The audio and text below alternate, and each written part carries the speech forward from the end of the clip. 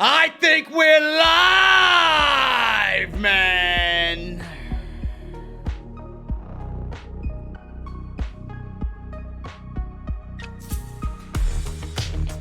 Man, oh man, Dynamite.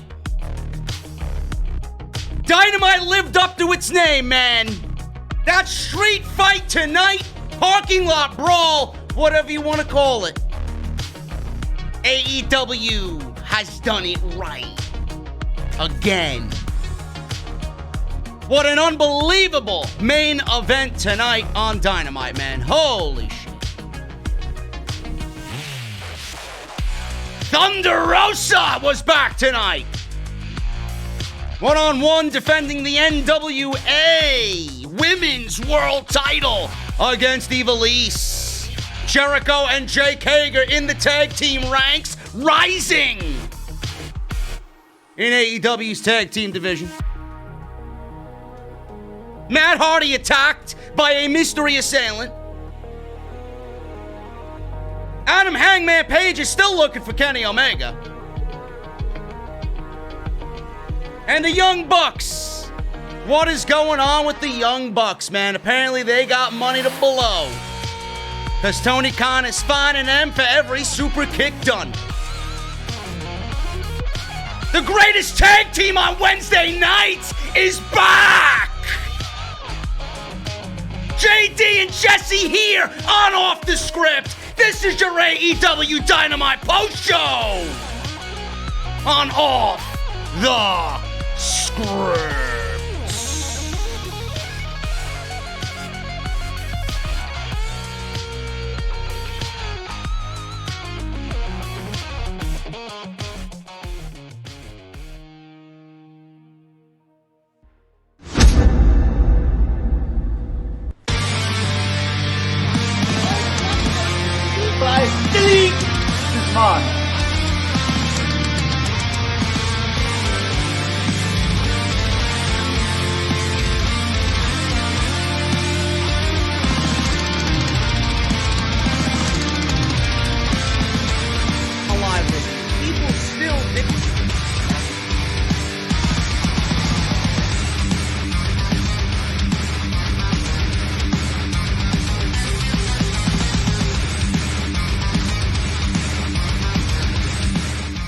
What is going on, guys? Thank you so very much for joining us right here on Off the Script.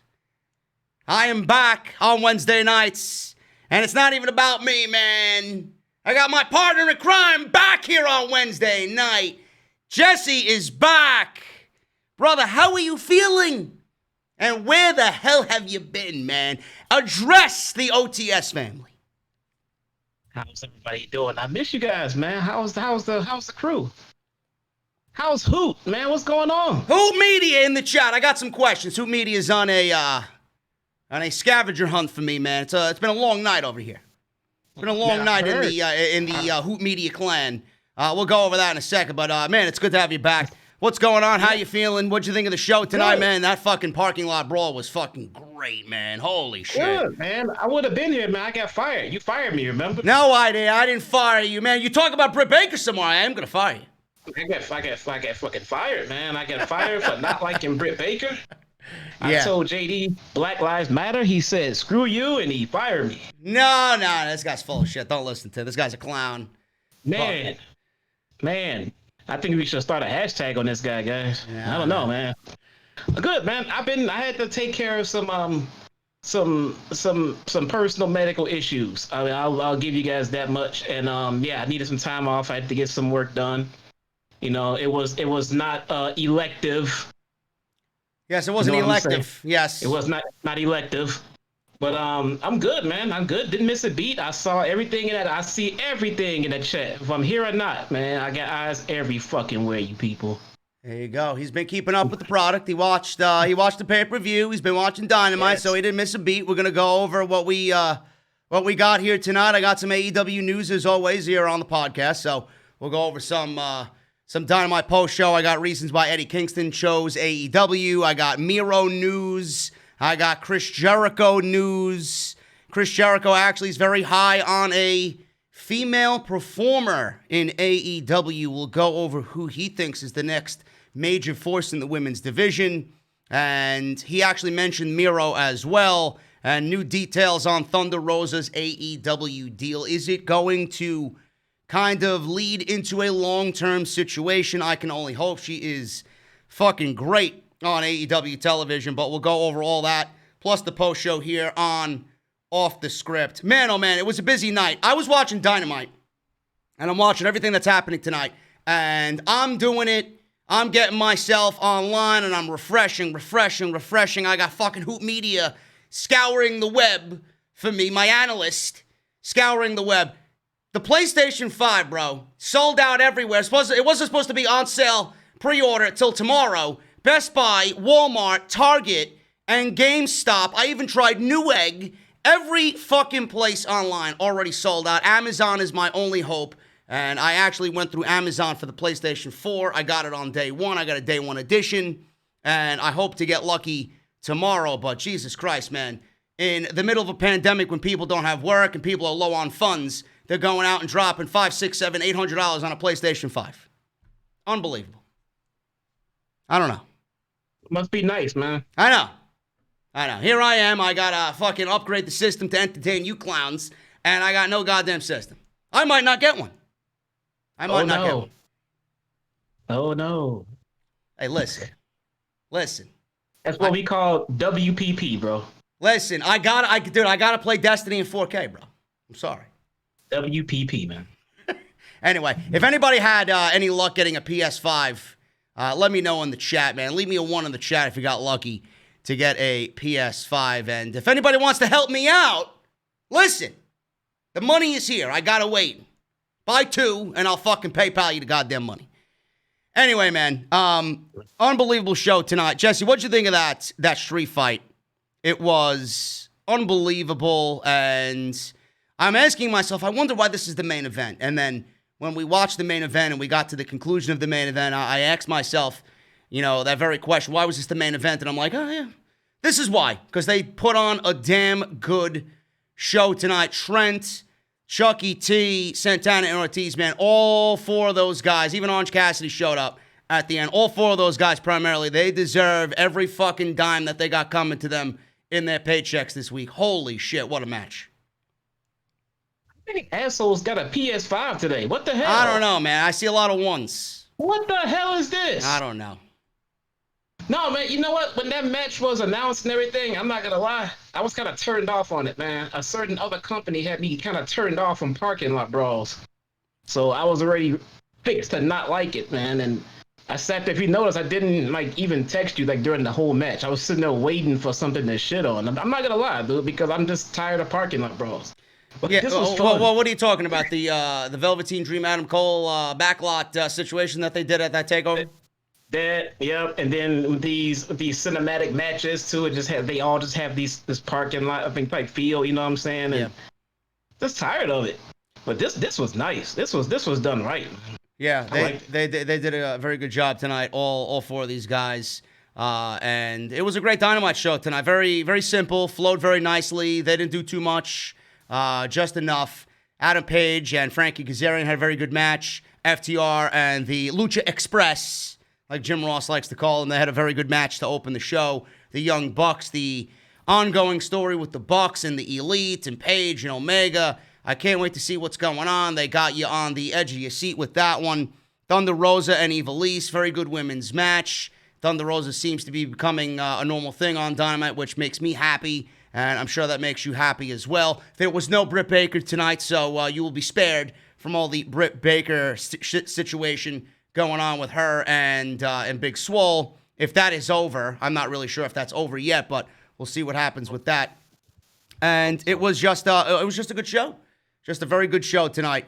I do want to make mention, and I know I texted you about this, Jesse. I don't know if he's watching at all at any given point between now or by the time we get to the weekend. But someone sent me something very interesting, man. Drake Maverick was watching the show, and someone was on his Instagram page, and you could clearly hear me and Jesse talking about something I think it was either AEW or NXT related. I don't know if he's watching this show or if he watched Jesse and I do one of the NXT reviews that Jesse was on, but he's watching us, man. And if Drake Maverick is watching, man, shout out to Drake Maverick.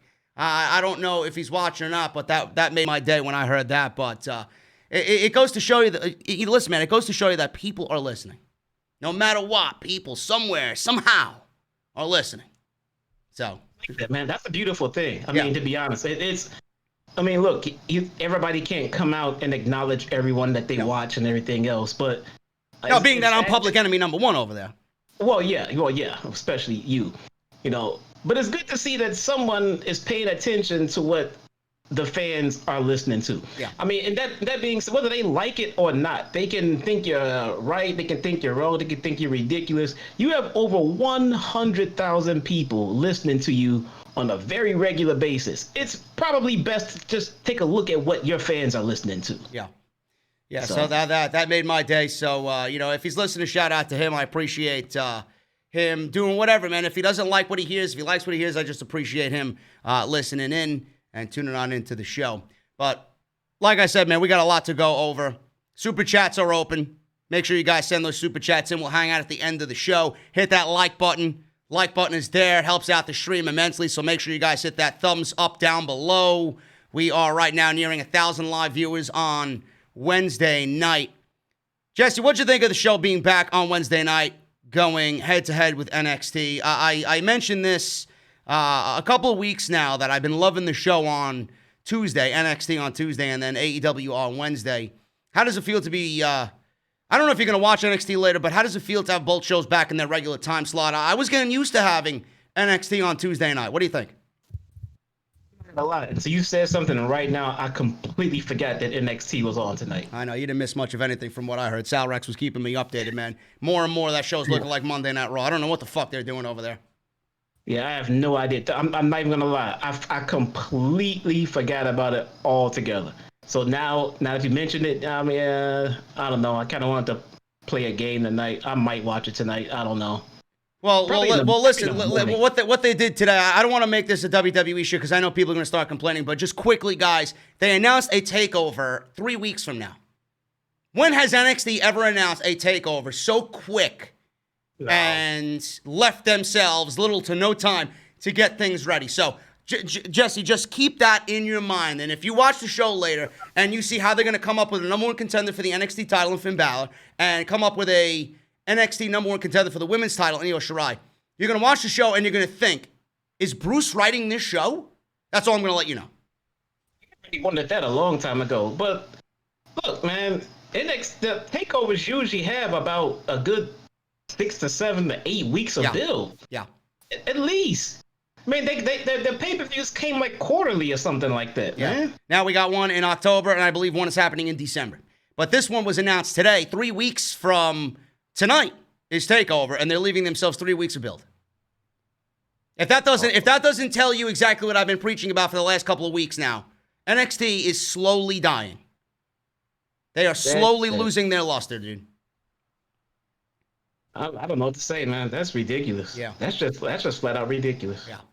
So we'll go over that. Actually, I'll go over that. I'll be live with that tomorrow because I'm going to go watch it tomorrow while I'm at the gym doing my my treadmill shit. So I'll watch that. I'll catch up with that, and I'll be live tomorrow night if you guys are interested in that. But tonight is AEW. Follow me on Twitter, at JD4MNY206. Make sure you guys do that. I did not live tweet tonight because I was looking for a PS5. So that's where my attention was. But I will be back, hopefully, A, with a PS5, and B, next week on Dynamite. So I'm sorry if I did not tweet tonight during the show. So that was that. But follow me on Twitter anyway, man, at JD from NY206. That's on Twitter and Instagram. Hit that subscribe button down below. Turn on the bell for all notifications. Become a part of JD's Elite. Patreon.com/JD from NY206. Make sure you guys go and do that as well if you want to support the podcast. Additionally, never an obligation. It's always there. And if you missed any of the content that I've uploaded this week, man, we got Monday Night Raw live, which did amazing. Almost 2,000 live viewers. We got an off-the-script extra that went up today. It went up today. Make sure you guys go and check that out. Kevin Owens, rumored to be the leader of Retribution. Aleister Black, anyway, thinks Kevin Owens is the leader of Retribution. Another off-the-script extra going up tomorrow around 1:30, 2 o'clock. Lots of news to cover in there. Ronda Rousey's upcoming WWE return. She's back in the ring training. And we got major news as well on Kevin Owens. Apparently, an exclusive was leaked today. He is very frustrated with Monday Night Raw Creative. But what else is new? So we'll go over that on Off the Script Extra. But if you missed any of my other stuff, link is down in the description for everything that you need. And today's show is brought to you by Audible, audibletrial.com/offthescript. Make sure you guys go and get your 30 days free and one free audiobook of your choice. That is audibletrial.com/offthescript. Great way to support the show and great way to support everything that I do right here on the channel, man. Dynamite opened up with a very, very good tag team match. FTR, the AEW World Tag Team Champions versus the Lucha Express, a.k.a. the Jurassic Express. Jungle Boy and Luchasaurus have been on fire as of late. FTR, the best tag team in the entire world. But the show did not start immediately with these guys. The Young Bucks wanted to come out and express how frustrated they really are. They came out and super kicked the referee in the ring for the Jurassic Express and FTR match for absolutely no reason. They gave dirty looks. And then the camera followed them through the tunnel, through the back, and they threw a whole wad of cash right at Tony Khan, who was sitting in Gorilla, looking very comfortable in his board shorts and his t-shirt. Must be hot in Jacksonville. Something that we'll never see Vince McMahon do in Gorilla. You never see Vince McMahon in Gorilla. It's like a fucking written rule that if they're back there, you can't look at Vince McMahon. It's like fucking looking into Medusa's eyes. You'll turn to stone. But they threw a whole wad of cash at Tony Khan to kind of say, you know what? Fuck you. I don't give a shit if you're fine. I mean, here's your money. And then FTR and the Bucks met in the hallway as they walked by FTR before they actually went out to the ring. Jesse, what do you think this is? Why are they so frustrated? Are they upset with Kenny and they're taking their anger out on everybody else? What is the deal here with the Young Bucks, and where do you think this is leading to? I know I mentioned in the last couple of podcasts that I do think that they will eventually make up with Paige, because I do think Paige is now the sympathetic figure in this, and he really wants things to go back to normal. He feels sorry for ruining the Bucks' chance at the tag team titles. Now it's all on Omega, but where does the anger from the Young Bucks emanate? What's going on? These guys are good at what they do, man, because I don't know. It's like right now they're in a transition period where they went from babyface to tweener, and they just kind of hover around the tweener area until all of this Kenny and Hangman stuff unfolds and we find out who the clear heel is and if the Elite are heel or face and if Paige stayed, because right now they can still fall either way. They're not clear baby faces anymore, but they actually aren't heel either. They're in between. They're in purgatory. They're gonna let this situation play out, and then they're gonna jump to one side of the fence, and that'll be definitive. But I don't know where they're going yet. I think that's a part of the plan in the story too. We don't supposed to know. Yeah. Oh well. Hey, I'm glad I don't know, but I also think it has something to do with the fact that we all know that the FTR Bucks match is the next in line for major tag team feuds in AEW. And in typical AEW fashion, I think they are doing everything humanly possible, and they're trying to not necessarily drag it out, but they're trying to tell a very interesting story that's going to captivate the audience, that's going to draw a lot of interest. What's going on? There's a lot of question marks in this thing with the Bucks, and I think they're just trying to get from the Bucks to that tag team title match that we're all expecting with FTR. And we got a lot of time in between now and Full Gear. I'm not necessarily sure if it's going to happen at Full Gear, but stranger things have happened. But there's a lot of time in between, so we have plenty of time for all this to unfold. But I think it's just them, like you said, going through a transitional phase, and we have all this time in between shows. Yeah. I mean, they can't. I mean, if you really think about it, we know the money match is FTR and the Bucks, and we know that FTR are full heel at this point. So with the Young Bucks kind of teetering, I mean, if you ask me, I think they're gonna fall on the side of babyface when it's all settles and everything else. But they have to get to that match, and I mean, you're right about that point. It's just a matter of how they get there and finish telling the story. They came in, They came in on fire. They came in and took over the tag division. They got titles before they did. They're building a story. They probably got a few more chapters left before they get to it. But they're right. You don't just jump right to your money match. Yeah. Everybody knows we want it, so wait. As long as they tell good stories on the way up to it, I don't care how long it takes.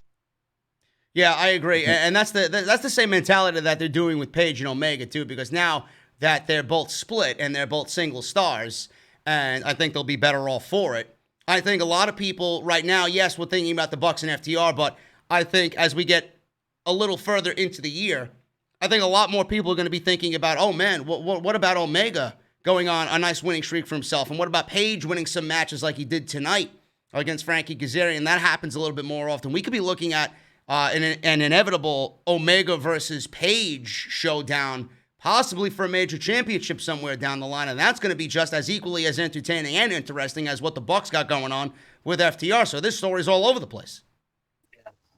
So they have, and while all this is going on, as they try to figure out where Paige and where Hangman are gonna fall into the main event scene, we already have a main event scene. Yeah. And that's already reshaping itself and bringing new stars to the front. Everything is flowing from the mid card to the top of the card to the tag division, and now even the women's division. Everything is coming up AEW right now. Slowly but surely, especially with that women's division, slowly but surely, it's only going to get better. So lots of interesting aspects with AEW, but this was a great match. Jurassic Express, one of my favorite tag teams right now in North America. FTR, I've always thought so highly of these guys. Easily, when they were in NXT, best tag team in the world. When they were in WWE, I had their backs because I knew they were getting buried, and wrongfully so, for whatever they were doing on the main roster by Vince, because tag team wrestling is just not appreciated on the main roster. I think anybody with two fucking eyeballs can see that. So now they are exactly where I thought they should be all along, and that is at the top of the mountain as tag team champions and the best tag team in the world once again. This was great. Fun stuff here. About 12, 13 minutes this match went. Usually we see a lot of spots and a lot of, flips and dives and just chaos when it comes to Jungle Boy and Luchasaurus.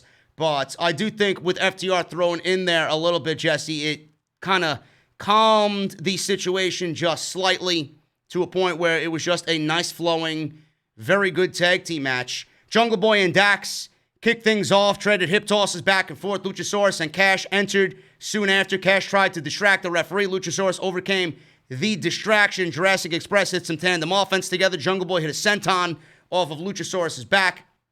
Cash and Jungle Boy ended up the legal men. Cash cut Jungle Boy off with a power slam. FTR isolated Jungle Boy in their portion of the ring and worked him over for a good portion of the match. Luchasaurus then, obviously, the big man got the hot tag. He ran wild with pump kicks.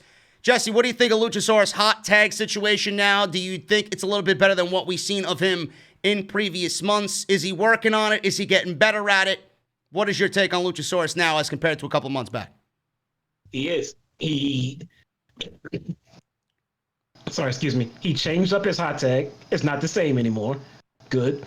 And not only that, he changed it from the last time that he did it. So it's not the same. It's not predictable. It's not the same rinse and repeat hot tag.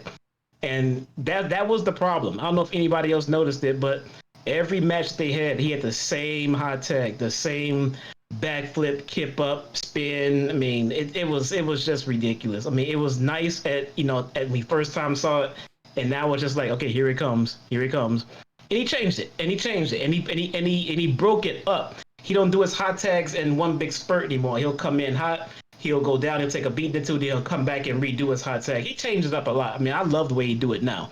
So, I mean, it doesn't have to be the same. It just has to be hot. That's all. Yeah. Yeah, I mentioned that on the All Out review. I think he changed it up then, too. He looked good tonight again. So I'm really liking what Luchasaurus has done to change just slightly his hot tag off of Jungle Boy and then him running wild. So he's been looking a lot better as of late. He connected with the standing moonsault. Always beautiful by the big man for a near fall. Jungle Boy blind tagged in. Luchasaurus hit a tail whip on Dax, and Jungle Boy covered for a 2 count, being that he was the legal man. FTR gave Jungle Boy a ton of different near falls, a variety of near falls, a variety of cradles. Jungle Boy hit a high cross. Dax rolled through and held the tights, but Jungle Boy reversed into another 2-count pinfall. Jungle Boy and Dax traded strikes as Cash and Luchasaurus brawled on the outside. Luchasaurus even went into the crowd at ringside, diving over the barricade. Jungle Boy got another near fall off of a very close inside cradle. Like I said, Jungle Boy on the inside with Dax, and Cash launched Luchasaurus over the barricade, taking out a bunch of people sitting at ringside. Jungle Boy hit a tope suicida to Cash. I'm one of those guys that always gets nervous when a suicida happens, because after what we've seen with Ivar on Monday Night Raw, I'm like, who the fuck is the next one to break their neck? I'm waiting for Big E to just shit all over himself outside. So every time someone does one of these dives, man, it's just a little bit more nerve-wracking to watch, but he hit it. Jungle Boy did. For the finish, Jungle Boy tried a sunset flip near the ropes. Cash and Tully on the outside flipped Dax over, reversing the cradle, and Dax pinned Jungle Boy. Really good match. Now, the winners, if Luchasaurus and Jungle Boy won this match, they would have gotten a tag team title opportunity, and I'm saying to myself, man, if this was Monday Night Raw, the champions would have lost on the show, and then we would have got this match again for the tag team title somewhere in the next couple of weeks, or in WWE's eyes at the pay-per-view, because that's the only way they build number one contenders up, by pitting champions on TV, which is fucking ridiculous. But this is AEW, folks. You're not going to have champions, especially guys like FTR, lose on TV. Luchasaurus and Jungle Boy have looked great as of late. I don't think they really lose anything here. Losing to the champions is not necessarily a bad thing. I know you're happy about them not pinning the champions on TV, Jesse, and this was definitely the right outcome. I thought they kind of booked themselves into a corner for a second. Yeah. But as I'm looking at it and watching it, well, I was like, well, FTR just needs to win. But at the same time, I was like, but Jurassic Express can't afford to take an L right now. Yeah. So they kind of protected them in it. I mean, it was the best outcome for a bad situation. I don't think they should have been in that match right there. That should have been a title feud building up.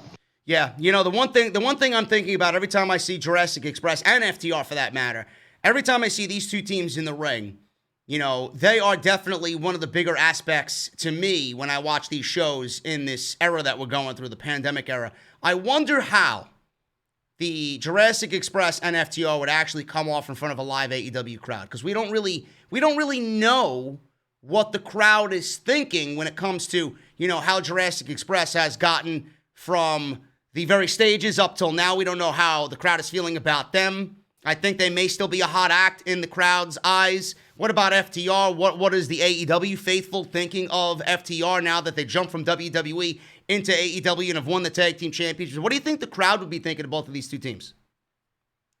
I think the crowd would be happy right where everyone is. It's kind of, I know it's kind of weird to explain, but in the eyes of the hardcore fans, FTR were basically already number one contenders as they came into AEW. Yeah. I mean, now I know that makes no sense as far as AEW goes, as far as the title rankings go, but the fact that they already made it to tag team champions will probably sit perfectly fine in the fans' eyes. And Luchasaurus and and Jungle Boy have already been fan favorites. That I don't think that's ever dropped. They just needed a continued push. That was all they needed, and now they get that continued push. And they have credible champions, so I think a match like this would have tore the house down at a live pay-per-view.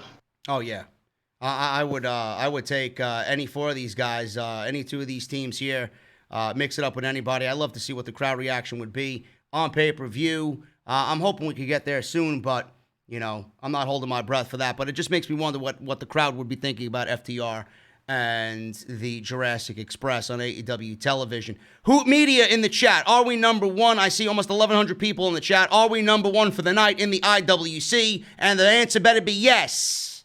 Yes. And how's the PS5 looking? Any luck on the PS5? Keep me up to date. Hoot Media, my analyst, Hoot Media in the chat. And if you get out of hand, Hoot Media will show you how quick their trigger finger is, man. Benched. So be good.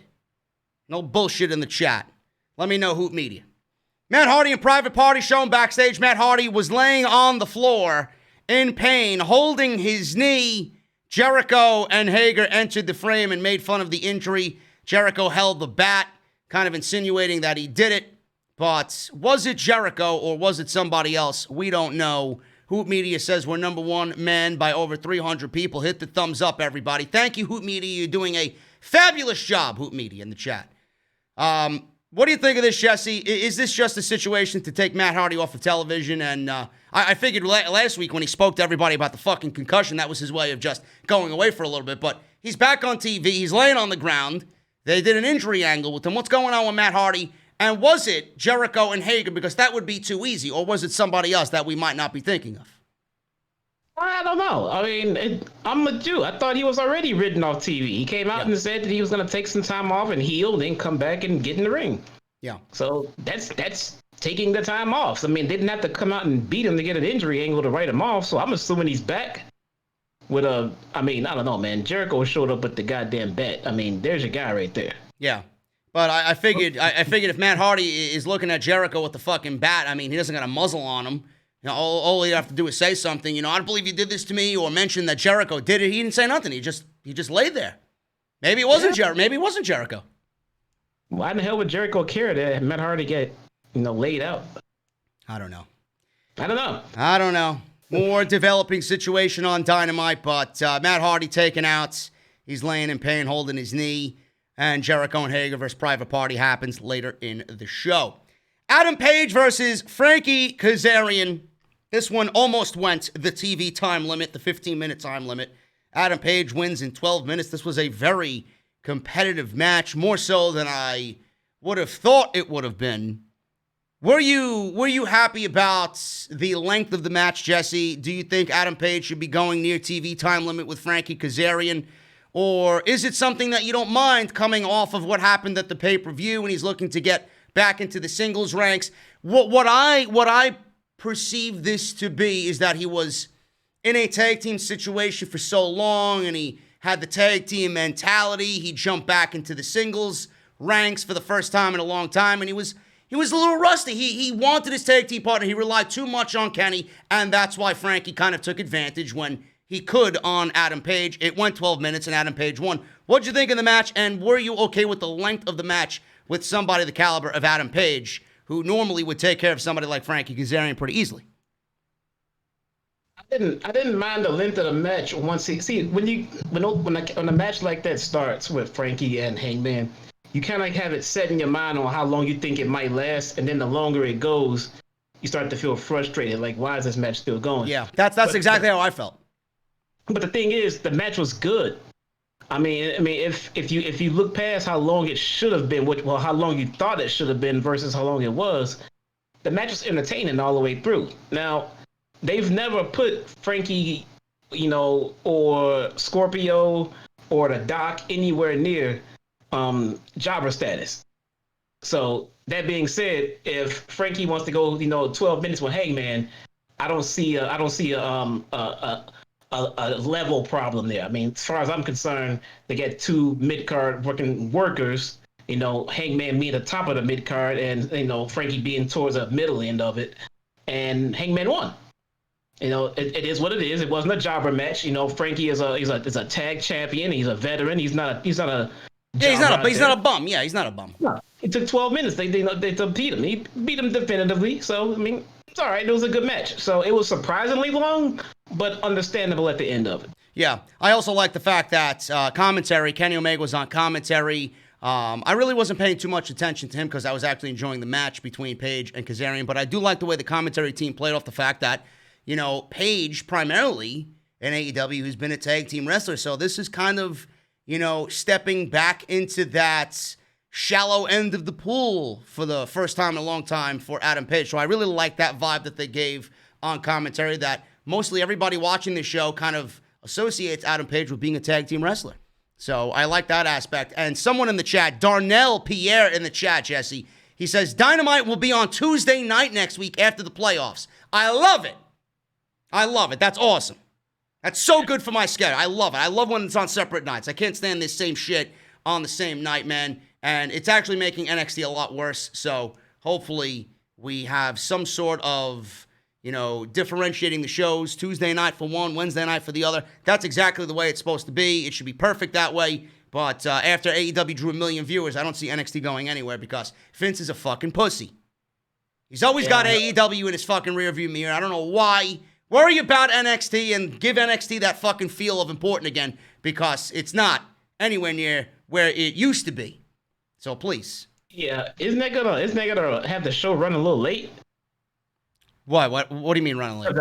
Was the playoffs? I mean, the playoff game is not gonna end until about if they got a West Coast game, at least about 8-9 o'clock. I don't know. That's what he said. I'll find out after the show. But I mean, I don't know why he would put that in the chat if it wasn't true. So we'll see what happens. Tuesday night next week, playoffs. I'm all for it. You guys know how I feel about that.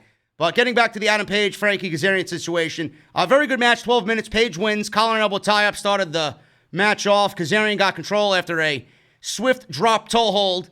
He stood up, Page, and continued to work from a standing position. Page got a reversal into a body slam. Page hit some chops and some suplexes on Kazarian. Kazarian got a second wind out of the corner. Page hit a crossbody over the top rope. Both men were in position to trade strikes back and forth, and neither guy was able to take advantage of one another. Page hit a fall-away slam into a running shooting star press for a near fall. Always a great spot to look at when Page hits it. Such a good fucking athlete is Page. Kazarian was able to get a backslide to get a near fall. The two men went back and forth, again trading strikes, palm strike slams. Page hit a sit-out powerbomb, got another near fall on Kazarian. Kazarian kicks out. Page then hit a lariat outside the ring, threw Frankie back in the ring, and then he hit the buckshot lariat for the pinfall, and Adam Page wins in 12 minutes. At the end of the match, Jesse, Omega got up from commentary. Page was looking for Omega. Page was looking and looking and looking. Omega was nowhere to be found, and he drank his beer all by himself. So Adam Page is still looking for his partner. Will he ever find Kenny Omega once again? And he had somewhere to go. But look, I think you pissed off Hoop Media, man. I pissed off Hoop Media. What did I say? That's only a 1-hour special on Tuesday night. The show is still on Wednesday. Oh, my goodness. You gotta stop reading unconfirmed reports in the chat, man. Oh. Thanks, Darnell. Unbelievable. Fucking geek. Fucking Darnell, man. Unbelievable. Thank you, Hoop Media, for the clarification. I'm sorry. I'll give you a raise for the correction because the host of the show can't get any information correct. Thank you. So you do pay Hoop Media. What the Hoop Media is paid very well. I don't get paid. I don't get paid. Listen, bro, you got your payment coming to you when you meet Britt Baker, bro. Stop this shit, okay? So I get punished. That's what I get. Oh, I get punished. Yeah, let me see you tell that to her when you meet her. She'll pull out a fucking molar, believe me. I'll have her do it if you don't fucking shut your mouth. I have a cavity, and I still don't want to go anywhere. She'll give you cleaning. MJF, your boy. Let's talk about something actually like MJF versus Sean Dean. Now, this, I don't even know why this match happened, but I guess we needed MJF to look like a fucking legit beast out there.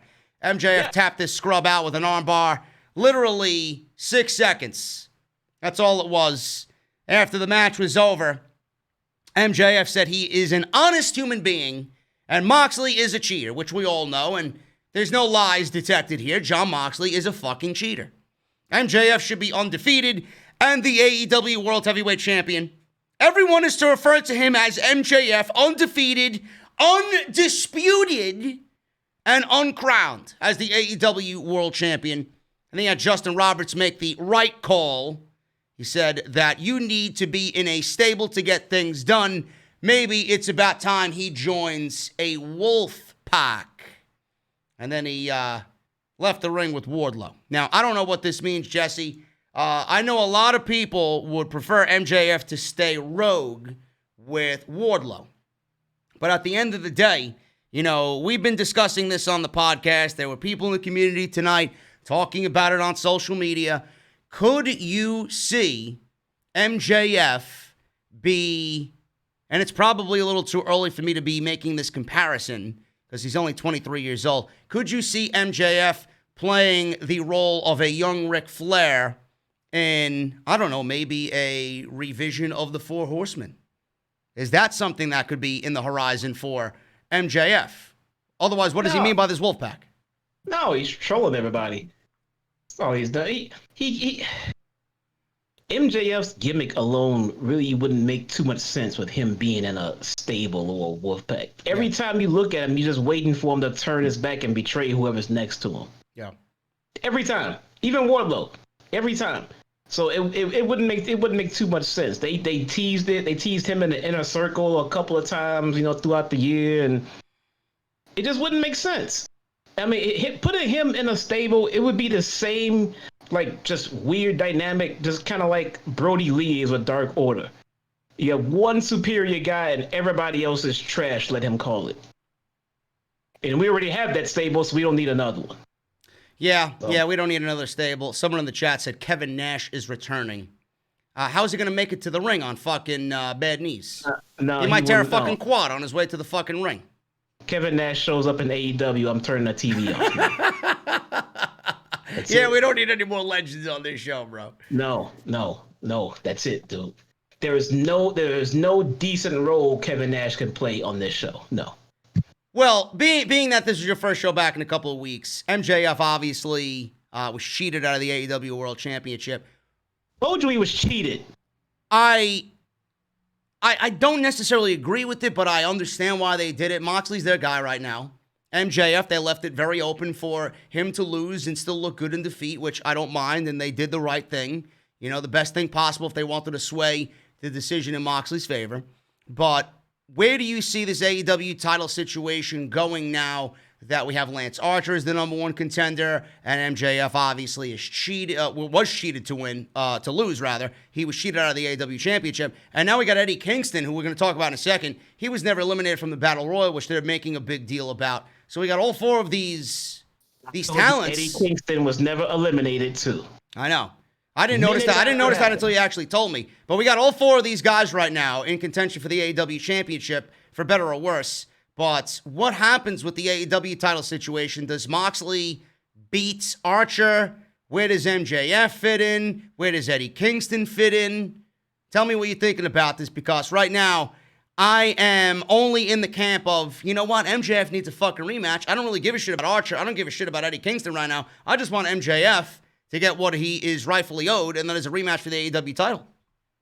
Yeah, right now, at this point, I don't want MJF to beat Moxley. And I'm hoping it doesn't happen, because we don't need 50-50 fucking booking here. No. He lost to Moxley, that's just it. You can't beat Moxley right now. You got to go and evolve yourself somewhere else. Yeah. So what does Moxley do? He beats Archer. Nobody's expecting Archer to win that. Then what else? I think the what else after that, I think we're going to get our cleaner Kenny back. And I think we get Moxley versus heel Omega down the road from there. Yeah, that's exactly the way I'm feeling too. I mean, it would be great if it comes full circle. I mean, Moxley made his debut at Double or Nothing, and what a fucking main event that would be. Literally a just complete 180. Moxley made his debut at Double or Nothing back during the first Double or Nothing, attacked Kenny Omega. And imagine if Moxley enters next year's Double or Nothing as the world champion, and we get him versus Kenny Omega in the main event. I think that would be fantastic. But I could absolutely see MJF go after the TNT championship. I could see that happen.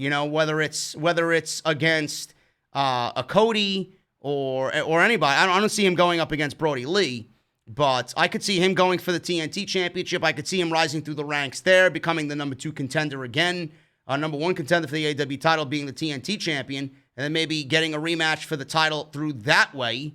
What do you think about that? Well, let's not forget, Cody and MJF still have a built-in feud. So if MJF somehow grabs that TV title, that'd be a nice little carrot to dangle over Cody, because Cody can't have a shot. Yeah. So, what was the stipulation? He can't have a shot at the world title, or was it MJF? Because if MJF is holding on to the TV title, then what right does Cody have to it now that MJF is holding on to it? Yeah. What was the stipulation? I actually forgot. He can't challenge for the... He can never get another AEW championship match again. AEW championship match. Yeah. So there you go. There's a carrot to dangle. If MJF is the TV champion, I tell you what, if you beat me for the TV championship, I'll lift that restriction we have on you for the AEW championship. Yeah.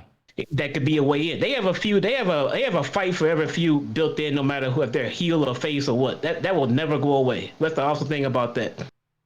But with Moxley, I think Moxley's got Kenny on his plate in front of him right there, and I don't know who wins that. I don't know if you have Moxley go over Cleaner Kenny, or keep Moxley rolling. They can go either way with that one.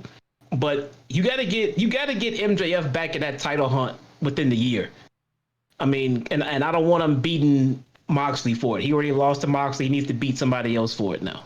You know, they could go any way they want. You know, MJF is not going anywhere. It's not like he's never going to become a world champion, because we all know he is going to become a world. He's 23 years old. He signed on for 5 fucking years. He'll be there for the next 5 years in AEW. You know, right now was a test run to see how people feel about him getting a world championship. Right now, there are others who are in line for that, no matter if he's undefeated or not, or was undefeated before Moxley beat him. You know, you got your Omegas and you got your Moxleys, and then you got your Omega if he beats Moxley. Then you got your Adam Pages. That's a match waiting to happen as well. I can see that happening if Omega becomes the world champion. You know, we could be looking at MJF maybe, you know, going through the rest of this year without a world championship, maybe all of next year without a world championship. You know, this is not WWE TV where they have 12 pay-per-views a year and you can slot MJF in a main event slot and give him a pay-per-view world championship title win in April or May. You know, there's 4 pay-per-views. You got to make it count. We're about story-driven TV here. So if MJF doesn't do it now, you know, it's not like he's never going to do it. That's the great thing about AEW. And you know for a fact he's always going to be involved in anything. To be honest with you, I would rather him be the TNT champion anyway. Because with how great he is and how great that title's been built up, you know Moxley's doing good by the AEW title. You know whoever comes after Moxley's going to be great with the AEW title. Continue the ball rolling with that TNT championship and bring it up to the prestige of the AEW championship and continue to do that. I think with MJF, you could absolutely make that title even greater than the world title if you want to.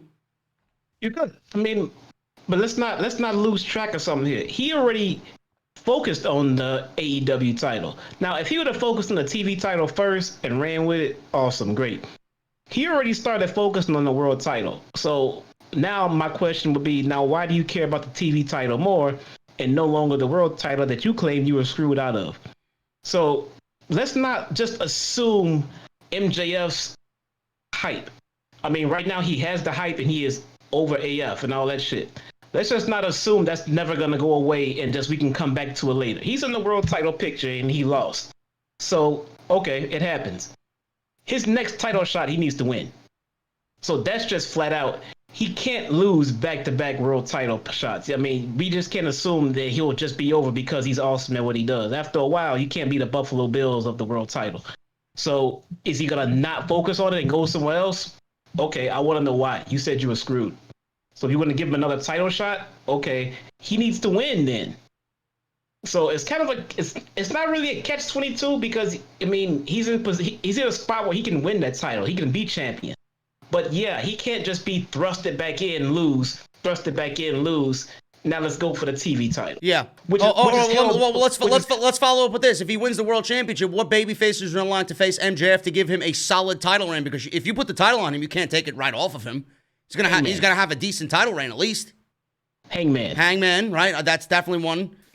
Cody, if he wins the TNT title back. Yeah, when you get done with Hangman, then you can start looking at guys like Darby. Yes, and Orange Cassidy. And Orange. Yep. Now you're looking at 2 new. Now, MJF is not only a made guy. He was made and he was blessed by Chris Jericho. He was legitimized by Chris Jericho. So him now being up there in a position to put guys like Darby over is very, very doable. And like Orange Cassidy, absolutely. He can get those guys over in world title matches. So he has plenty of baby faces to go up against. And even still, Jungle Boy. They have Jungle Boy. Mm-hmm. They have these tag teams that they can break up. Luchasaurus. Mm-hmm. You know, they have a lot of these tag teams they can break off into singles feuds with an MJF. So I don't think he'll be short of baby faces to feud with. I mean, Scorpio Sky. Mm-hmm. I mean, he's Will Hobbs. Yeah, well, he's going to need a lot of work. He's going to need work, but by the time we get down to what we're talking about, Will Hobbs. Yeah. You know? Today? No, not Will Hobbs today. No. No. Yeah, so, I mean, it's very interesting to think about, but, again, we will know more with the anniversary show with Moxley and Lance Archer, and then, obviously, after that, it will determine where we go into Full Gear, but where MJF is going to fit in. Kingston. Eddie Kingston, yeah. I mean, Eddie Kingston, I don't know what they're doing with him right now. Again, he's one of them biggest X factors there because he wasn't eliminated in the Battle Royal, so we don't really know where he's going to fit in. We don't know what management's doing with him. He's been making a big deal about it on TV, so I'm assuming it's going to be brought up. He is so fucking awesome. Yeah, I got news on him in a little bit. But he's so good at what he does, though. He actually came out after MJF. He said he was with his crew, his family. That's what he's calling them now. Butcher and the Blade and the Lucha Brothers. He had 3 points to make. That's why he was there. He didn't get eliminated from the Battle Royal, number one. They're all a family. They're not a stable. They're not a group. They're a family. He tells Butcher and Blade to get a victim from the crowd. So they pull out these bums from the crowd. I think one of them was Griff Garrison. It's murdered them. Murdered them in the middle of the ring. And then number 3, he told Blade to get his house in order. I don't know what that means, Jesse, but you mentioned to me via text that we may be seeing the bunny back with Butcher and Blade. He may be getting Allie back. Yeah, I got a theory with that because it seems that Allie's going nowhere anymore with the Nightmare Collective, and like I originally said, they should have left the bunny with Butcher and the Blade.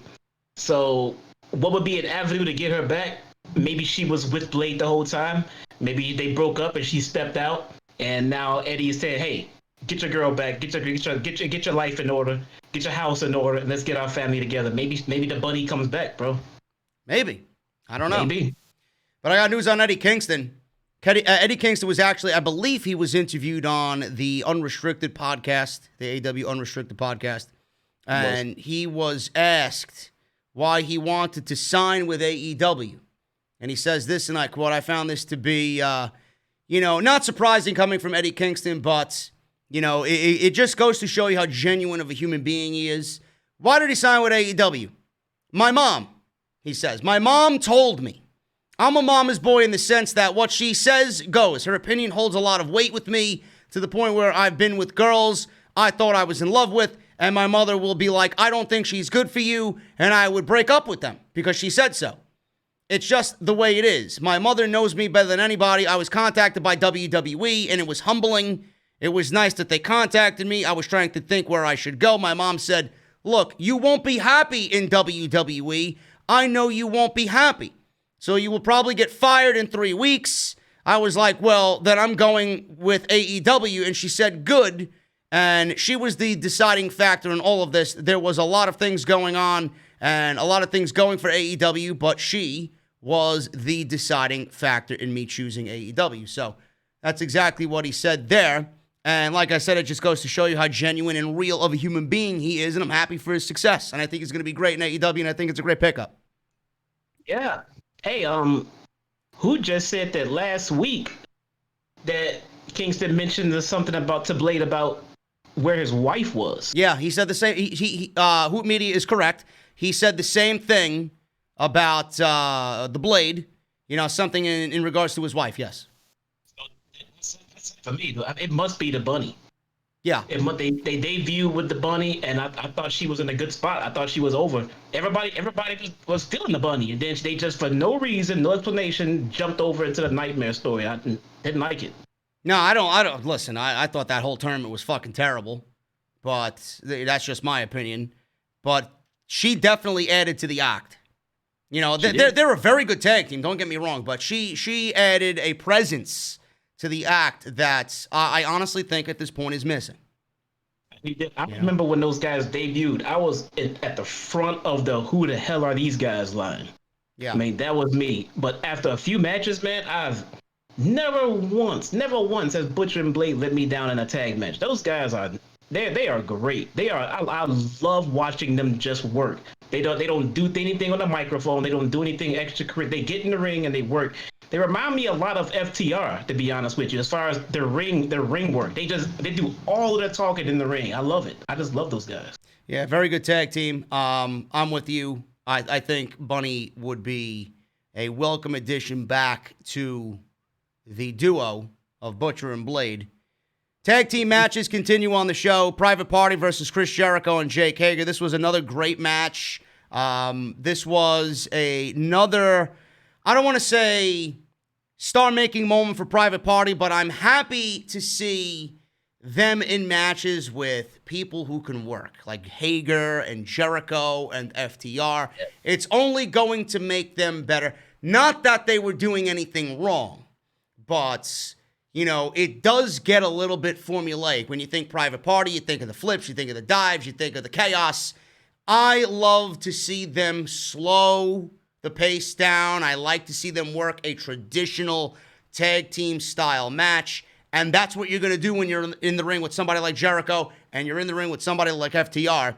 And that's exactly the way it was tonight. And I really, really enjoyed this. Another showcase match, another mature-making match for Private Party. So I was happy to see that. Mark Quinn and Jake Hager started the match. Quinn used his speed, which he should always, to try and get away from Hager. Quinn tagged in Cassidy. They did some tandem offense on Hager. Private Party did some high-flying spots and dives on Hager, took him out, did what they did best. And then Hager and Jericho then started to work on Mark Quinn.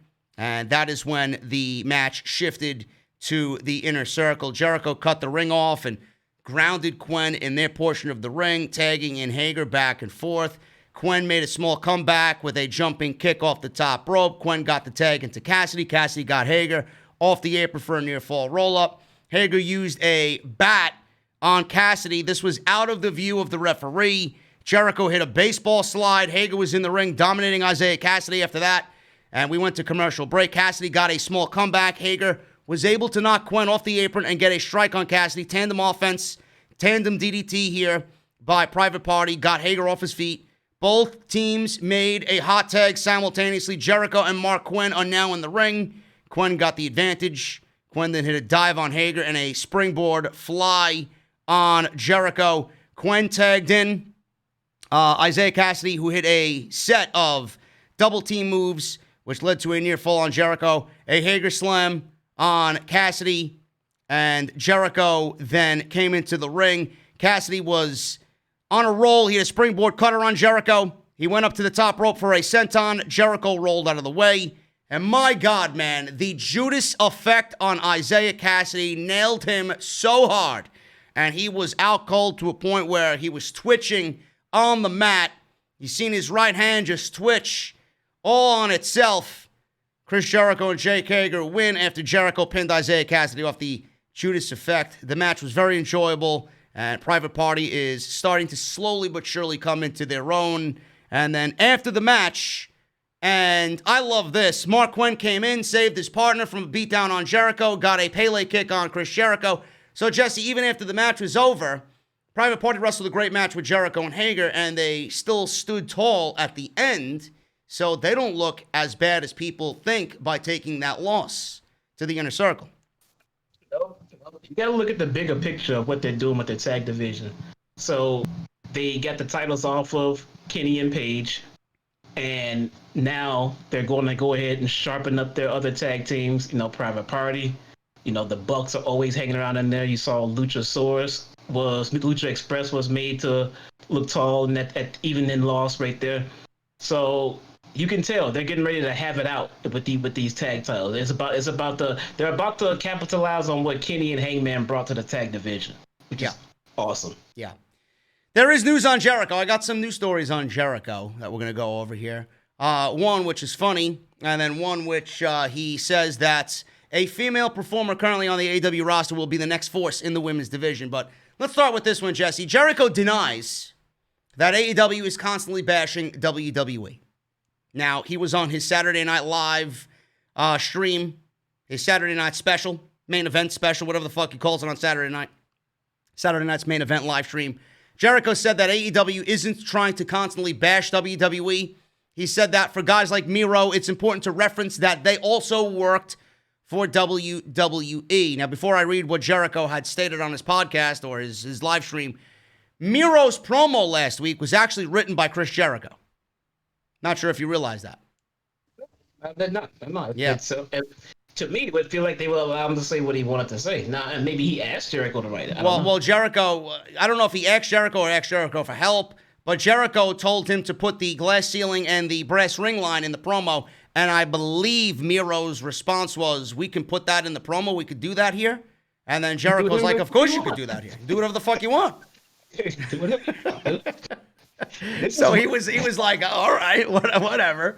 And then his wife got buried on Monday night. So I mean, yeah, it comes with a heavy price. I told you via text. As soon as I saw Lana's face, I said, Lana is done for. CJ Perry is so buried, dude. I don't know what else she thought Bang energy drink on her Instagram is gonna be the fucking thing that ruins her. Forget about it. Miro on fucking AEW is gonna ruin you for the next 5 years. You thought she was eating BBC before, man. Right? You just wait. She's going right back to Lashley. Watch. Oh my God. Jericho says that this is not a place that constantly is bashing anybody else. I mean, obviously, when you come from another company, when you come from WWE, you have to acknowledge the fact that you came from there. Do you know what I mean? You have to acknowledge the fact that there's a history there. But other than that, you say your piece and you move on. So I think it's great to have him. I've always been a fan of his, and I think he's another guy, for some reason, whatever reason, kind of fell through the cracks in WWE that they are going to regret letting go. But we got him, and we are excited. I don't want to say Jericho is wrong, because he's not. They have to at least mention where they came from, because, you know, there's going to be somebody out there that doesn't know who he is. I think everybody in this fucking realm and this audience knows who fucking Miro Rusev is. Because he came out, they chanted Miro Day, so clearly they knew who he was on night one. But WWE kind of bashes themselves, and they set themselves up for everybody else to kind of, you know, throw shit on them because of their stupid decisions.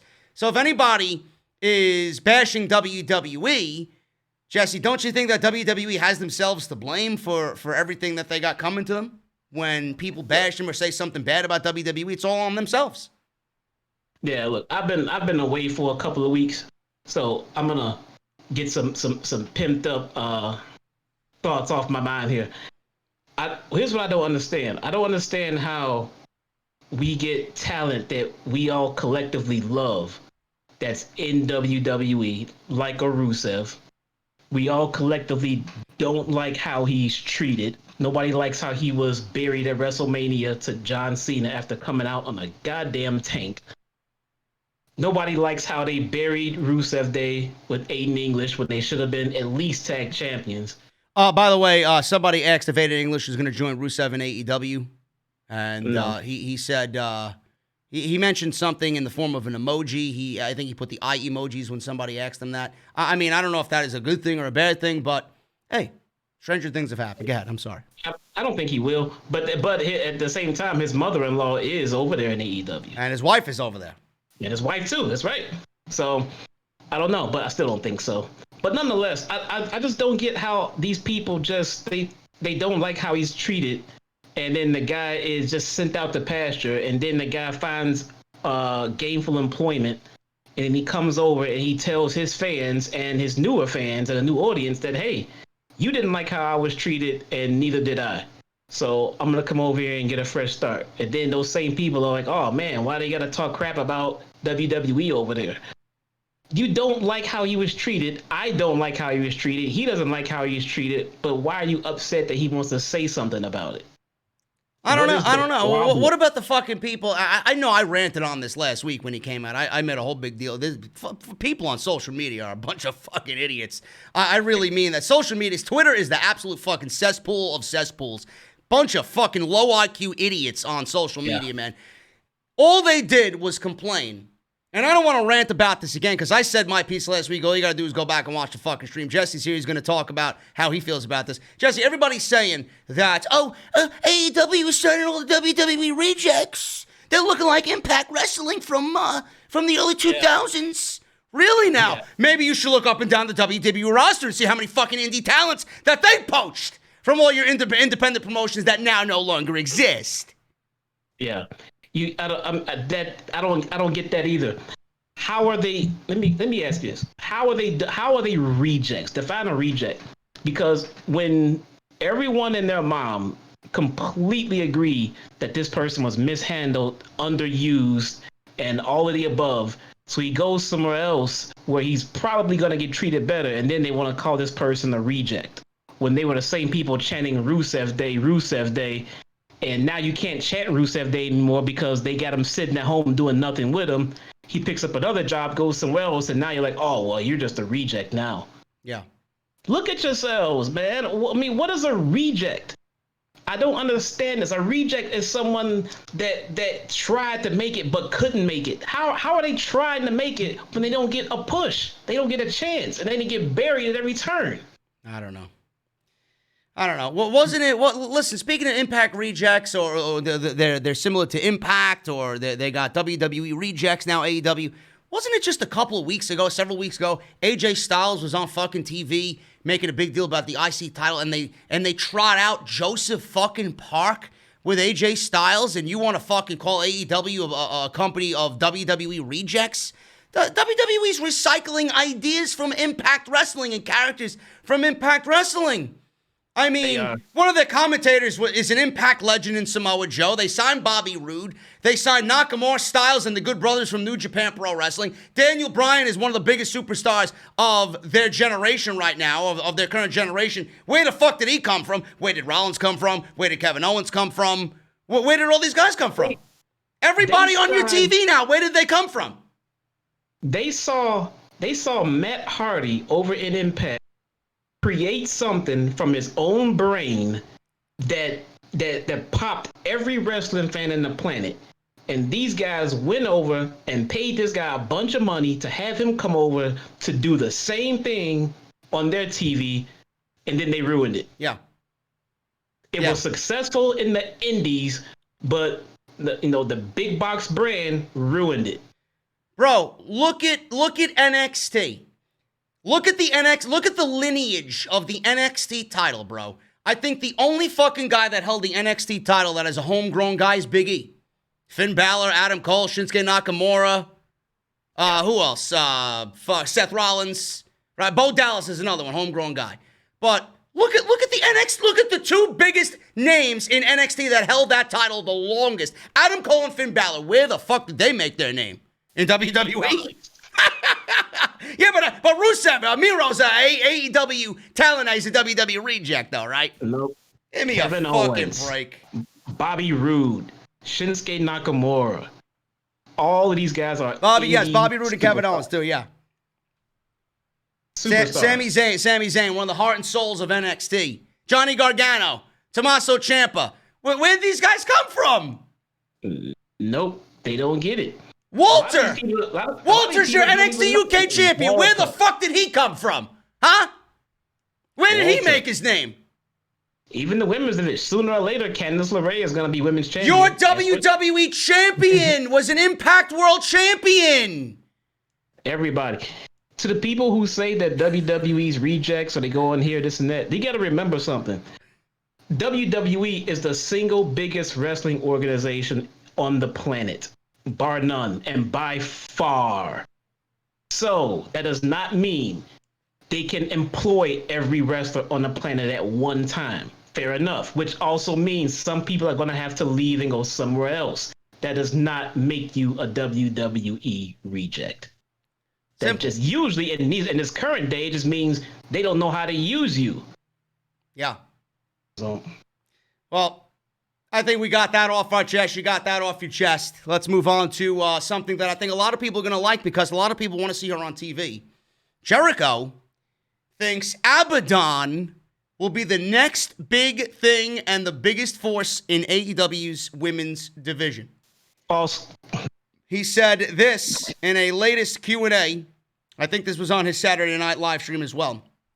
He says this, and I quote, Abaddon is this really creepy gimmick, and she signed with us, and she's going to be a huge force in the women's division because this looks like some kind of zombie from Evil Dead combined with Train to Busan or something like that. So it's really good stuff.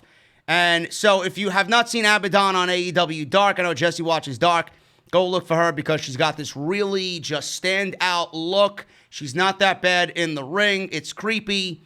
And Jericho says it's really creepy and it's actually really scary, and I'm a big fan of hers. She made her Dynamite debut on June 11th, defeating Anna Jay in quick fashion. So what do you think of that, Jesse? Has Abaddon been on AEW Dark, and have you seen any progress from Abaddon since the last time we seen her on June 11th? No. There's been no real progress on Dark with her. I mean, she had a spot appearance. I think I missed last week, but I think the week before that I saw her.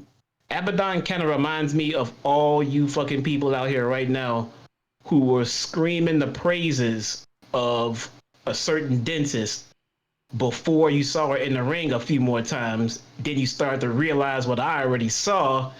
Even though you still give me crap for it, you know I'm right. Abaddon's the same way. I get it. I understand she's different, but you just can't look weird and different and think you got it. She does not have it.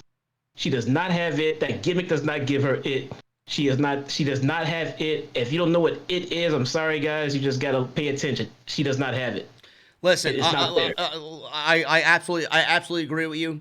You know, you know who did it good? You know who did this good? And I think it's still a little out there. It's just not one of those things that, you know, is going to make you get to the big time. Everybody, listen, if you're telling me you're good with being an Impact for the rest of your career, or you're good being on the indies for the rest of your career, bullshit.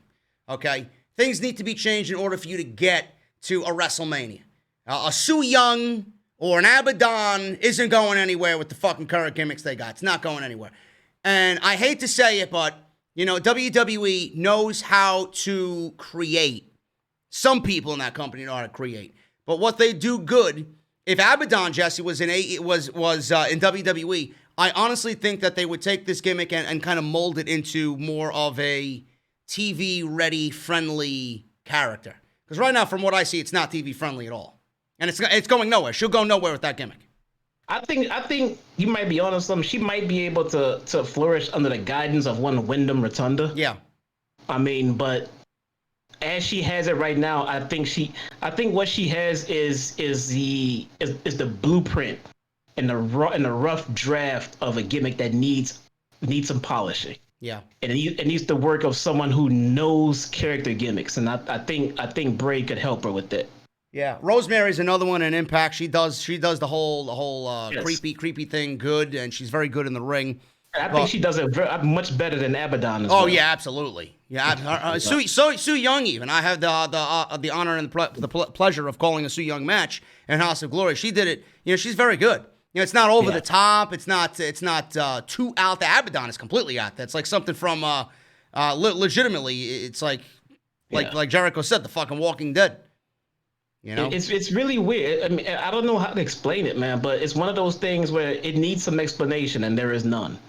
No. When Wyatt came out with the Fiend, when we first saw it, it was a little bit of a shock as far as the shock to the system when you look at it. But if you know the evolution of Bray Wyatt and his gimmick and his character, it wasn't that far-fetched. So knowing who he was and how it evolved and got to here, that alone was already part of the explanation. And then with him and his alter ego, he can kind of explain what that crazy guy does. It works. Yeah.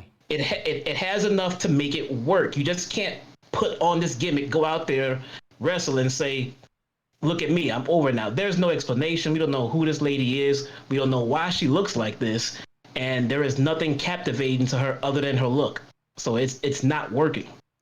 Well, why if they're so high on her, why isn't she in the Nightmare Factory, you know, working the kinks out and getting better? Why are they putting her on Dark if she's not really all that good? And from what I see in the chat, a lot of people say she's as green as grass. She is. I mean, I'm not going to label her as terrible in the ring. I'm not going to label her as, you know, okay, she's ready to go. I mean, she's very rough around the edges and spots. Nothing that can't be fixed. Right now, that gimmick is what's holding her back the most. Yeah. If she just came out in regular gear and just wrestled, I would just look at her and say, okay, she's green, but she can get there. But now with this gimmick, I'm looking at her and saying she's green, and I have no idea what this gimmick means or where it's going. It's so confusing. I don't like it. Yeah. Who was in Impact? James, what was his name? James Mitchell, I think, in Impact Wrestling. He managed Abyss.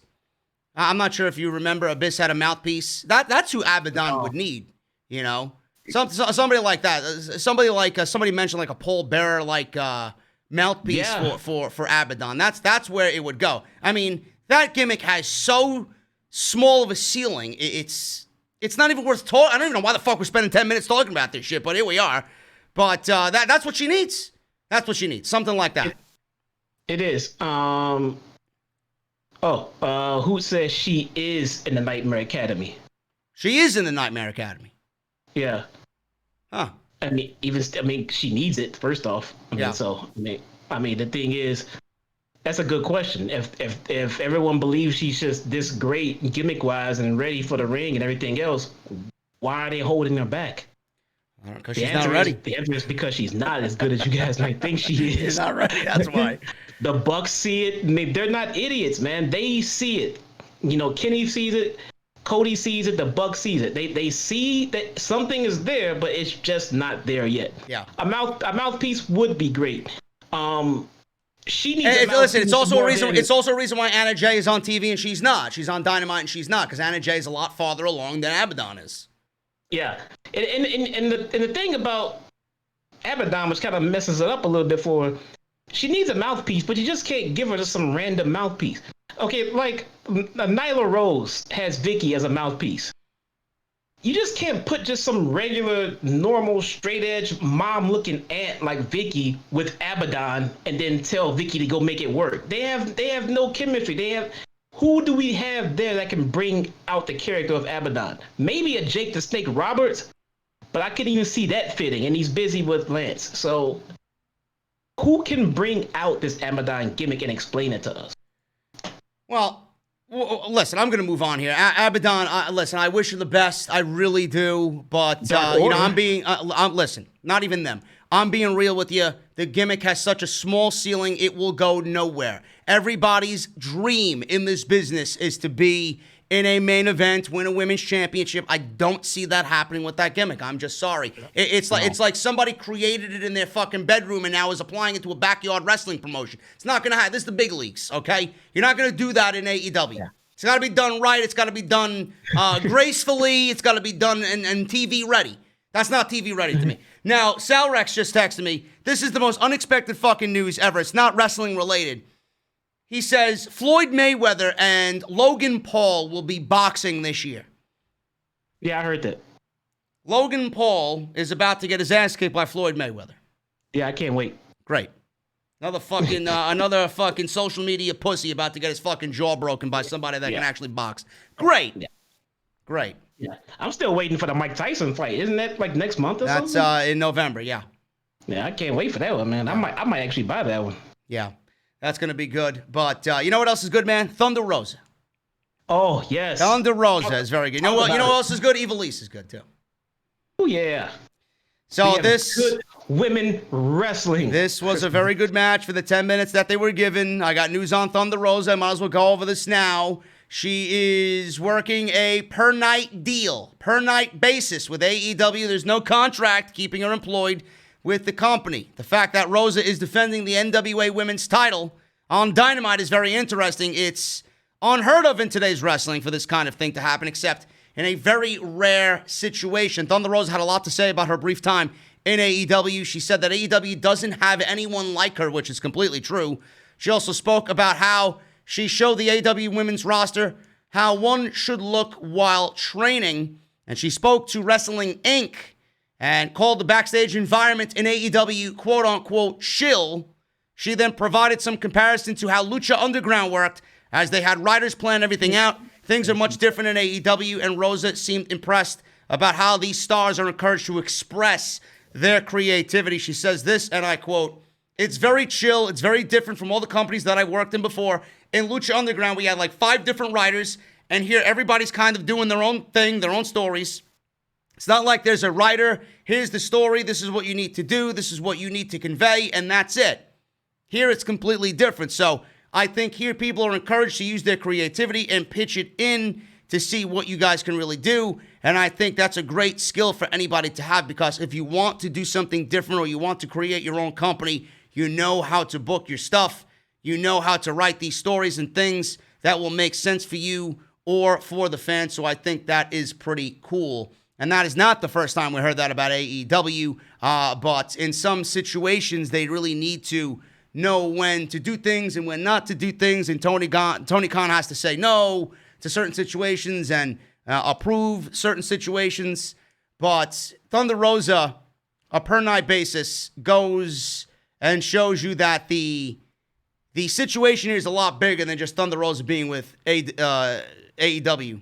It's NWA having a working relationship with AEW, which I think we both talked about this on and off the podcast, Jesse.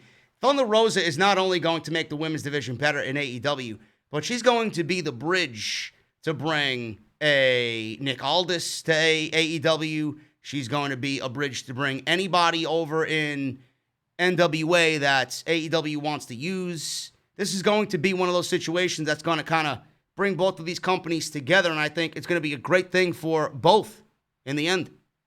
It is. I'm really excited. Well, I'll just say I'm excited about an NWA working relationship, but I would kill for an ROH AEW working relationship. But let's start with what we have here, because if companies like NWA and ROH can get along well with AEW, WWE does not stand a chance. Yeah. They do not stand a chance in hell, especially if AEW is using NWA and ROH as a farming system for talent. Because if they can ship people off to their companies and get more exposure they can get right now with AEW because of how much talent they have with only having one show, what's so bad about talent going to one of their shows? They're broadcasted or they're on the internet. They're getting it'll be known that they're wrestling. Then yeah, they may be sent down, but you're getting work and you're getting exposure and you're gonna come back up. So in the meantime, we get a Nick Aldis, we get a Thunder Rosa. Oh my god, don't they have Taya Valkyrie too? Oh no, that's Impact, but they have Allison Kay. They have Allison Kay over there. Okay, I mean, man, think about it, man. I mean, especially the women's division. The women's division, if nothing else, will benefit from a deal like that. So I'm hoping that's the case. I'm hoping this is a gateway to open up the floodgates to get more talent in exchange, because it brings more meaning to those open invitational matches or mystery opponents. You don't know who the hell it could be. It could be somebody from Dark. It could be somebody. It could be the NWA champion. Who knows? Yeah. I mean, God forbid we get New Japan to open up and go, oh my God, dude. I mean, come on. Kota Ibushi showing up on AEW, please. I'm done, dude. I'm done. Guys, give me 1 second. Jesse, give me your thought. Keep talking, bro. Give me your thoughts on this Thunder Rosa Ivelisse match. I'm doing something very important here. Thunder Rosa versus Ivelisse. Let me know what you think about this match. I thought it was great. Thunder Rosa, always love seeing her in the ring. Ivelisse wrestled probably her best match, to me, in my honest opinion, in AEW so far. And, yeah, let me know what you think about this and let everybody know. See, to everyone out there trying to figure out why I'm not in love with Britt Baker, I hope you watch this match tonight. These women performed in the ring, and I like the energy they go out there with, because it's like they know that this is just not a regular Wednesday night for them. This is they've never had more eyes on them than they have right now in this particular situation. They've never been on network television that this broad of an audience. They have Lucha Underground, who had network deals, but some of these channels that Lucha Underground nobody even heard of. So now they're on TNT, prime time, on a network that airs the NBA playoffs and Major League Baseball. So they're out there like it's a pay-per-view, man, and you can tell they're out there. They're going back to the basics, basic grappling, basic storytelling in the ring. Execution of moves done fluidly and correctly. I mean, it might seem like it's just basic stuff, but we didn't get that. We didn't get that before. So now they are here to help bring out the best of the women's division, and there is not much more to it. I mean, we got Sheeta, and we got who else? Who media? Hold on, Jess. Who media? I got one too, bro. I just secured a PS5, motherfucker. You got a PS5? Motherfucker, I just secured a PS5. Nice. Oh wait, crap. You gotta buy 2 now. Now I got 2. I got one from Hoot Media. I got one coming to me. So we got 2. So who wants one? Me. I need 1. Here we go. Bro, it's going to be you and Sal Rex fighting over it, bro. Sal Rex already texted me at like 7 o'clock. He said, dude, if you get 2, send me one. Wait, I don't get paid here. All right, here we go. We'll one in the chat if you think I should get a PS4 or a PS5. 1 in the chat. I got the digital version too. Yes. Oh, Let's see how many ones the Sal Rex gets. oh yeah. Of course you're gonna get 1, clown. You're in the fucking stream with me. Well, that makes sense then, right? We'll talk. We'll talk about that after the show's over. Listen, Thunder Rosa, Ivelisse. How this match went down. Ivelisse hit Rosa with a stiff slap, and things got going. Really hard-hitting match between these two women. Rosa responded with an arm drag and a Rana. Ivelisse came back and used some lucha moves of her own. Rosa got the advantage back and got Ivelisse to the ground, started hitting her with some ground and pound. Upon return from commercial, Rosa got the advantage with a dragon screw leg whip. Lots of ones in the chat for Jesse. I see Rosa hit a drop kick from the top rope and started to deliver some kicks to the body. After a few moments, Ivelisse got a Tiger Driver hit on her by Thunder Rosa. Two were going back and forth. Thunder Rosa hit an elbow and a Death Valley Driver for a near fall. Ivelisse then got a near fall of her own. Again, almost every part of this match was back and forth, and then Rosa hit a pile driver, a tombstone pile driver for the win, and Thunder Rosa got the win in about 10 minutes. Really good stuff here by both of these women. After the match was over, Diamante attacked Rosa and stole the end. Did she steal it or did she just hold it up over her head? I'm not sure. She just held it up. Okay, so she took the NWE title, looked at it, and Sheeta came in for the save and got the...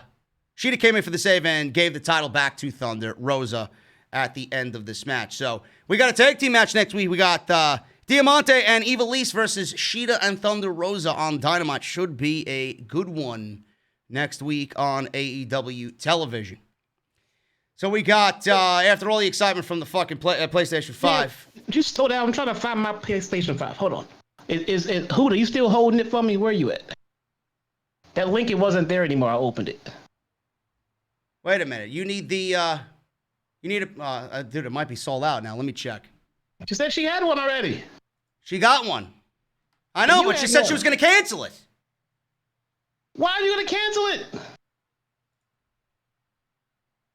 I hate this place so much. Let me see. Listen. Hold on, chat. We got to get Jesse a fucking PS5 here. Hold on. I'm going to send him... Can I put this... Fuck. I'm going to exit full screen for a second because you're on Discord. I'm going to post it in Discord here. There you go. Go to that link. See if you can get one. Pre-order it. In the disc, there we go. I see it. There you go. See if you could do that. We got to get Jesse a PS5, folks. Because next gen, that's why. This is happening live. Let me see. I think it... Let's see. What if I order it? When am I going to get it? Oh, wow. Okay, I got it. I just got to find the money. Okay, good. Thanks. All right, go ahead. All right, here we go. So there you go. All solved. All right, Miro. We see Miro's introduction from last week. He will be throwing Kip Sabian a all-time best bachelor party. And then they talked about video games, and that was it. They were lifting weights, and we'll see what happens with the wedding. I hope it's not too cringe for Miro and Kip Sabian. That'd be terrible. I know it is. It's funny that he's back in a wedding angle. Do you see him turning on Kip Sabian? Do you think he's going to be a little bit more serious after this? Yeah. His gimmick is he is the best man. So right away, my question is the best man for what? So I don't know. I don't know, man. Turning on Kip Sabian, what does that do? Nothing really. Nobody cares if he turns on Kip Sabian. Right now, it might serve him better just to be his heater. Yeah.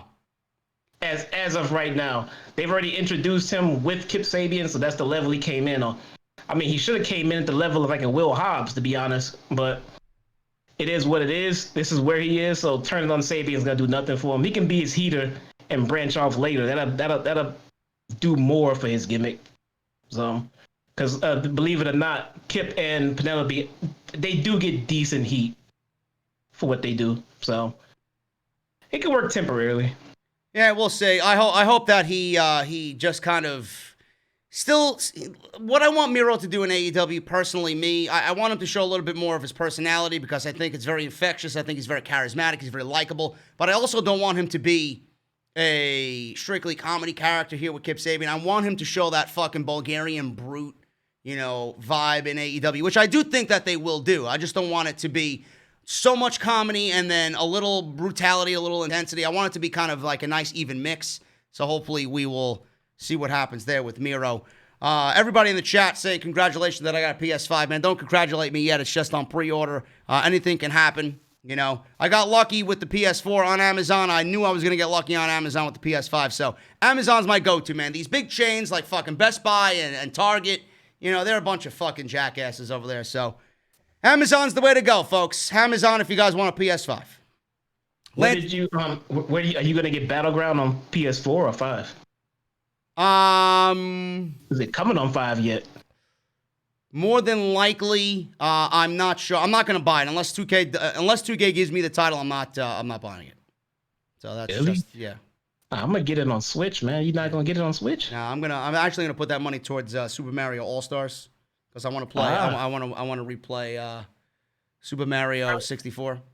If they come with a title like Battleground right now for PS5, is it upgraded to PS5 standards, or is it just a PS4 version just laterally moved over? That'd probably just be a port, honestly. It's gonna be a regular port, yeah. Nothing's gonna be different about the game. I think all these games were developed for the PS5, but they got to downgrade it for the PS4. So it actually might look better on the PS5. Who knows? Hopefully. Yeah. But Lance Archer entered the arena. He chokeslammed someone in a lucha mask. I don't know who this was. Did you get a glimpse at who he was? He was just a generic jobber in a lucha mask. Was it Serpentico? No, it wasn't Serpentico. El Generico? I don't know. Who the fuck knows? Well, depending on what Sami Zayn is doing in WWE for the remainder of his contract, we may be seeing El Generico in AEW eventually. I'm telling you that was an idea I had like last year. They should have brought some redheaded in. I should have brought a redhead in, same size, same build as Sami Zayn. Put a mask on him, called him El Generico. It's a name that Vince does not own at all, and with Sammy's behind the scenes approval, of course, just have him on TV, call him El Generico. Yeah. And I would only have him on days where you don't see him on WWE TV, so then everybody can run around and say, he's like, Sammy who? This is El Generico. Shout out to the nerdy sports guy in the chat, bro. We'll be reading the super chats in about I'd say 10 minutes. Super chats are open. Jesse and I will be hanging out at the end of the stream. So you say you got a very important question for me, so send it on in, bro. We'll be going over them in about 10 minutes. Yeah, let's hear it. Lance Archer was there. Chokeslammed someone in a lucha match. Jake Roberts had a promo about in life you sometimes find odd bedfellows. Archer needs 2 men for his tag team match next week against Moxley. Roberts asks Taz to come on out. Taz comes on out. He and his men are happy to do business, but at a price, of course. Lance Archer, Brian Cage, and Ricky Starks are unbeatable as a trio, but there's a deal. When Archer wins the AEW title, Brian Cage gets the first shot at the title. Archer says that they are friends now, but when he is champion, there is a killer as a champion in AEW. He and Cage will go at it, and he will keep his word. And Jon Moxley's music hit. He walked onto the concourse of Daly's place, and then obviously from behind you knew something was going to happen because you seen Ricky Starks in a fucking mask creeping behind Moxley in the fans, pretending to be somebody in the legit audience. Starks and Cage out of nowhere attack Moxley from the crowd. Will Hobbs came out with the chair to save Jon Moxley. Moxley says that Will Hobbs is one of his teammates and asks Darby as he looked into the camera, where the fuck you are? Show up on Dynamite next week and let's get this shit and get business started. So he asks Darby Allin to join his team with Will Hobbs and himself against Brian Cage, Ricky Starks, and Lance Archer. Should be a colossal matchup next week. Jesse, tell me about Will Hobbs. I know he's a little generic. I know he's a little vanilla right now, but the guy's got an unbelievable presence. He's got an unbelievable physique. When I look at him, I could see him being the Bobby Lashley of AEW if booked correctly. But this guy obviously is now All Elite. He got signed legitimately. He's been placed in this major match next week with Jon Moxley, already teaming up with the AEW champion. Clearly, Tony Khan has big things in store for one Will Hobbs. Yeah. When you saw him featured on Dark, commentary was given. They were putting this guy over, man. They were putting this guy way over. And right away, at the end of his match, the first thing I did was text you. I said, Will Hobbs is on his way. He's on his way up. You can get that this guy's getting called up vibe. They started talking about his win streak on Dark and how great he is and how impactful he would be on Dynamite. And right away I said, here we go. He's getting called up. And I didn't know they'd be catapulted into the main event scene. But if you think back to how they were putting him over, it doesn't surprise me very much. This guy looks like he's trying to be the WWE answer to Keith Lee. If I'm going to be blunt here, I mean, I could absolutely see that. Yes. If the roles were reversed, I would definitely be saying that WWE was trying to counter someone in AEW. This does look like a Big E / more of a Keith Lee counter. Yeah. And from what I saw in the ring with him, very green. He does have a ring presence. He does have he has the energy. He definitely has the drive per se. He has the what do you call it? I don't want to say it. I have not seen it yet, but he has the intensity. All right, he has the intensity, he has the build, and I want to see what he does in the ring with the big boys. I don't think this is a he's in the main event picture definitely move, but it looks like we're gonna see how you do with our big boys move. So I think his push may be predicated on how he looks in the ring the next couple of weeks. So I hope he does all right. Yeah, I'm excited to see what he does. A lot of people saying that he's green in the chat as well, but he's got a nice presence to him. I don't know if throwing him into the fire is going to help him or be detrimental to him, but you got to learn somehow. And maybe Tony Khan's way of thinking is let's throw this kid into the fire, see what he's got, team him with the world champion, put him in there against guys that are equally as big as him. Maybe he'll learn a thing or two from a Brian Cage and a Jon Moxley and a Lance Archer, of all people. So we'll see what happens there. It should be a nice showcase match for him, but I hope he does come into his own on AEW, because Will Hobbs will absolutely be the centerpiece of what AEW is all about, building new talent. New talent. Giving somebody a chance that you didn't know about before AEW started and giving him a spotlight to shine. He could be one of those homegrown guys that you'd be looking back 2-3 years from now saying, you know what, this guy came from nothing. He was an AEW original. That's all we want to see. And that's all we ever wanted to see from the beginning. But so when we started off with champions like Jericho and Moxley, and the detractors were all screaming, oh, I thought you guys wanted to see them build new talent, but here we are with the old guys. Everything comes with time. Everything. We started off with a Jericho as champion, and then we went on to a Moxley as champion, younger and newer, and now we're moving on to guys like MJF, Will Hobbs. Now these guys are in the championship picture. These are newer guys. This is what we're talking about, guys. Newer faces at the top of the card. Yep, absolutely. Very excited to see what he gets next week with Will Hobbs. So we'll see what happens there, man. I will keep you guys updated. Obviously, Jesse and I will keep you updated on the podcast next week. Main event, Jesse, Best Friends versus Santana and Ortiz. This was the main event, a parking lot brawl, all for Trent's mom's minivan. This was an unbelievable street fight or parking lot brawl. It wasn't necessarily a street fight, but it was a parking lot brawl in a legitimate parking lot. This reminded me out of a scene of fucking, I don't know, Here Comes the Pain, back on the old PlayStation days. This was great. They had a crowd lined up in the parking lot of Daly's Place. These obviously fucking just beat up cars as the backdrop for this parking lot brawl. There was weapons, there was chains, there was dustpans, there was wooden fucking planks, doors, you name it, man. Everything was thrown into this match to create a great environment. All four guys absolutely deserve the paycheck at the end of the night that these guys got coming to them. The match started with the best friends in a circle of cars. Santana and Ortiz walked in with scary face paint, and the men all threw each other into the car. Santana and Taylor were paired. Ortiz and Trent were paired against each other. Trent put Ortiz under a hood of a car. Taylor and Trent then hit moves onto the hood of the car, onto Ortiz. I believe we had Trent do a swanton or senton, one of those moves, on the hood of the car with Ortiz under it. And I'm like, that's gotta fucking suck. I don't give a fuck who you are. That's gotta fucking suck no matter what. That was a great visual. Taylor and Trent hit moves onto the hood of the car with Ortiz under it. Trent grabbed a sheet of plywood over the bed of a truck. Santana grabbed the a baton, or it looked like a one of them fucking wheel locks he had on the steering wheel. He used it on both Trent and Chucky T. He swung Trent up into the opening of the bed truck. Ortiz threw a sledgehammer at Taylor, missed him, went right into the windshield. Ortiz and Taylor were on the car. Ortiz suplexed Taylor onto the roof, which shattered the back windshield.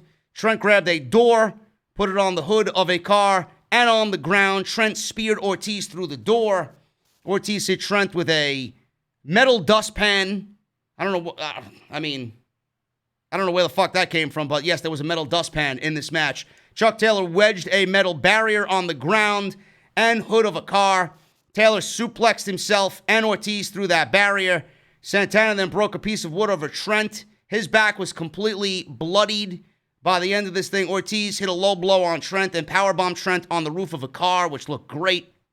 Santana and Ortiz powerbombed Trent into the windshield of a car. That was even more brutal.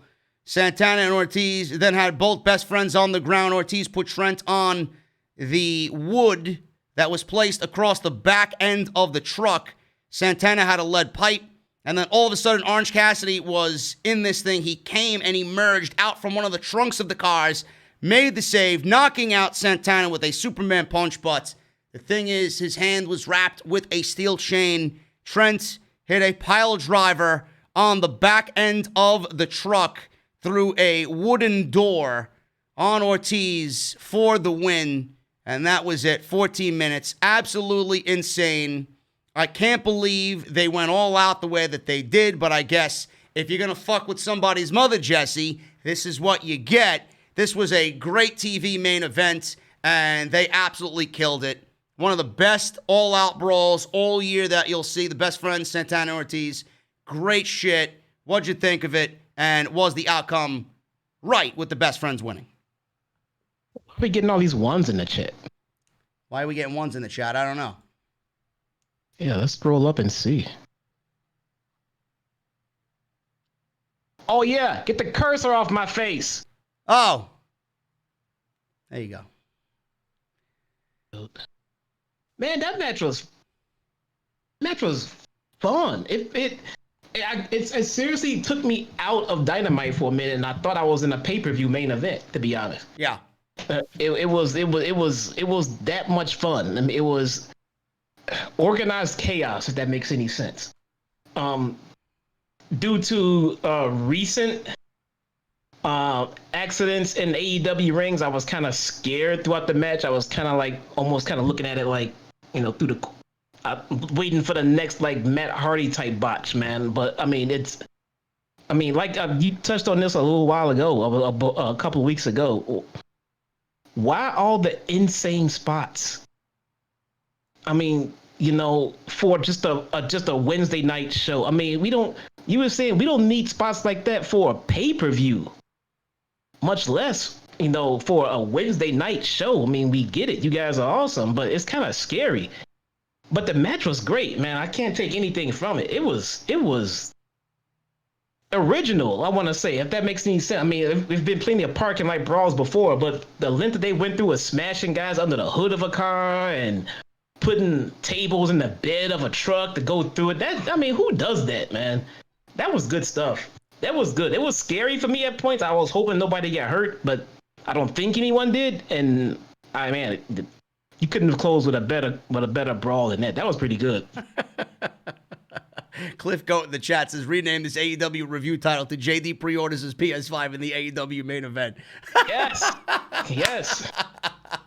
You know I'm going to do it, bro. You know I'm going to do it, man. Yeah, this was a great main event. Best friends win. And then, Jesse, at the end of the fucking match, Trent's mom shows up in a new minivan. They get in all bloodied. He hugged his mother all bloodied and sweaty. And she drives away, giving both Santana and Ortiz the middle finger, man. What a great way to end Dynamite, man. That was awesome.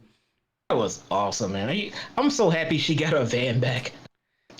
She got her minivan back, and Santana and Ortiz, man, taken out in this great parking lot brawl. And that is the end of the Dynamite review, guys. We're going to hang out. You are more than welcome to hang out with us as we go over these super chats. We got a lot to read through. But if you guys came here for the review and you don't want to stay, I'll see you guys tomorrow as I live stream NXT and the review for what happened on NXT tonight. But if you guys want to hang out, man, super chats are open. Hit that subscribe button. Turn on that bell for notifications and hit that thumbs up, man. We got 600 likes right now. Let's hit that thumbs up and get it closer to 1,000 before the stream is over. Let's get some tunes playing here, man, and we are good to go. Let's read these super... Don't leave the stream. If you stay to the end, JD takes off his hat and shows his hat here. Never. Watch. Never. It happens. He does it for charity. Watch. Papo Jr., $5 super chat. This main event reminds me of Eddie Guerrero versus John Cena parking lot brawl. How you felt about that match back then, JD? Bro, I got to go back and... Yeah, go back and watch that. Go back and watch that. I don't remember too much from that, but... What year was it? I have no idea. No idea. But what was it again? Eddie Guerrero versus John Cena parking lot brawl. I'll look it up. Jesse's going to look that up. But Papo Jr., we gotta look that one up. But I love the main event. Jesse loved the main event. We thought it was great. And good on all four of those guys, man.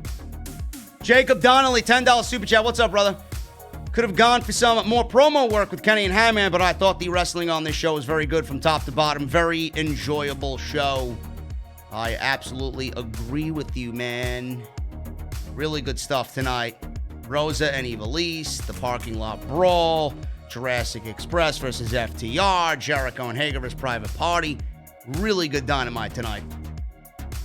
And then Jacob also says with another $5 super chat, Thunder Rosa has quickly become one of my favorite female wrestlers today. Tony Khan better have her number on speed dial when she is a free agent to be signed. Don't worry, bro. I think it's going to happen. Thunder Rosa, she seems to be, very dedicated to what she's doing in NWA right now, which is very commendable, because you don't find that a lot. She's going to do what she needs to do there to build that brand up and build that title up. And she will determine when it is next or when it is right to make that next step in her career. But as long as she's working and making things great for the fans, we should be very appreciative of what she's doing right now.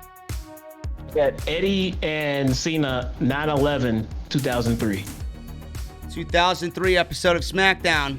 I gotta catch up on that. I don't remember that. 9/11. I might watch that tonight. There's no wrestling on tonight. It's all good. Yeah. We got Kyle Ventura becoming a new member, man. Thank you for becoming part of JD's Elite. Appreciate you. Paul Shaw, what a $5 super chat. A damn good women's match and a damn good show. Absolutely, man. We both here on the show tonight. Loved it. RB065, $5 super chat. Leave a like, everybody. Parking lot brawl is better than all of Raw Underground. Absolutely, man. I think anything right now is better than Raw Underground. Raw Underground doesn't even fucking exist, bro. Like, what is the reason for it existing? Why is it there? Nobody knows. Who is it getting over? Babatunde, Braun Strowman. Shane. Who gives a fuck? Shane and the door bodyguard is getting over. Yeah, the fucking big door bodyguard's getting over. I want to see him versus Shane. I don't want to see him versus anybody. All I remember all I remember from him being is the fucking big ninja. Yeah. Oh, you missed the I had a guy ask me about the Peter Avalon and Brandon Cutler match on Dark. You didn't watch it, did you? No. See, you missed it. Peter Avalon versus who? Brandon Cutler. Why would I have to go and watch that? Well, they're both 0 for. I think they're combined like 0 for 50. Oh. So somebody had to get their first win. Uh-huh. I'll pass. Don't you want to know who won? I don't give a shit, man. Fuck Dark. That's what I say. Ryof Wildfire, $1.99. I got PS5 on pre-order. Can't wait. So did I, bro. Thank you. Congratulations. Mr. Cake, $2 super chat. Matt's attacker is Kenny. Calling it. Why would he attack Matt Hardy? Like, exactly. We don't know. That's very unlike Kenny right now. Why would he attack Matt Hardy? Jericho, he had the bat in his hand. What the fuck is wrong with you? I don't know. Mr. Cake, $2 super chat. Thank you so much, brother. Popo Jr. with a $2. The way I see it, first PS5s are beta. Laughing my ass off. Oh, listen. Make updates and warranties, homie. Yeah. We'll see, man. I didn't have a problem with my day one PS4, so I don't think I'll have a problem with my day one PS5. JP5150, $5 super chat. And Omega Gang 3 philosophers for the grand return of Jesse and JD with OTS Live, aka the source of truth. Hashtag All Elite OTS. Thank you so much, brother. 3 philosophers. One of the best beers ever. You're drinking the king tonight, JP. Thank you. Munchie time, $4.99. This show was awesome. Sue giving the bird had me rolling on the floor. Keep up the good work, guys. We're glad to have you back. Jesse. Thank you so much, Munchie. Thank you. The greatest fan 18 with a $2 UK. Welcome back, Jesse, he says. Bad Bonzo 98 with a $5 super chat. Hey, Jesse, so excited for you to be back. Full gratification. What you two think? Paige versus Omega. Inevitable. Yep. Inevitable. Just like Monday Night Raw failing against Monday Night Football. Inevitable. Yep. Thank you, Bad Bonzo. Lowest third hour in the history of the show happened on Monday. Did you hear? I think it was. Hey, look, did you hear? I think it was Tez or somebody. Did you hear somebody mention something about Dynamite having a third hour or something like that? Oh yeah. No, it's no, they're not. Listen, Cody is not that fucking stupid, bro. He knows. It was kind of funny. They mentioned it on the commentary. Like, oh, hey, how about a third hour? Yeah. Like, no. Yeah. Let's do the one thing that killed Monday Night Raw. Oh man, God. Mr. Cake. Sponsorship money is worth it, man. Yeah, I know exactly. Mr. Cake with a $2 super chat. This takeover is going to be Takeover Dublin. So that doesn't mean you got to fucking replace Takeover Dublin with a Takeover 3 weeks from now. No. Give me a break, bro. Is it Takeover Dublin or is it Takeover UK? Is it a UK Takeover event? Yeah, that's happening at the end of October, but they're doing a regular US Takeover on October 4th, I think. I don't know. Listen, NXT has a battle royal to determine a women's number 1 contender for the women's championship. And they have a gauntlet match to determine the number 1 contender for Finn Balor. Sounds like Monday Night Raw being written on Wednesday night. Not liking NXT, so I hope they write this ship, man. I don't know. I'm not liking it either. Bad Bonzo, $2 super chat, full gear. Sorry for the typos. No worries, brother. Thank you so much, man. You're allowed to make a mistake here or there. No, you're not. Quintendo, $4.99. This show was absolutely fantastic. Not did AEW give just great wrestling, but the main event was awesome. Glad to have you back, Jesse. Also, I love the PS5. He also says, Will Hobbs getting a push is so awesome. I'm with AEW. We'll see what Will Hobbs can do, man. AEW had a great night tonight. Really good wrestling on the show. And he says, glad to have you back, Jesse. Thank you, Quintendo. Yeah, I'll say this about Hobbs, man.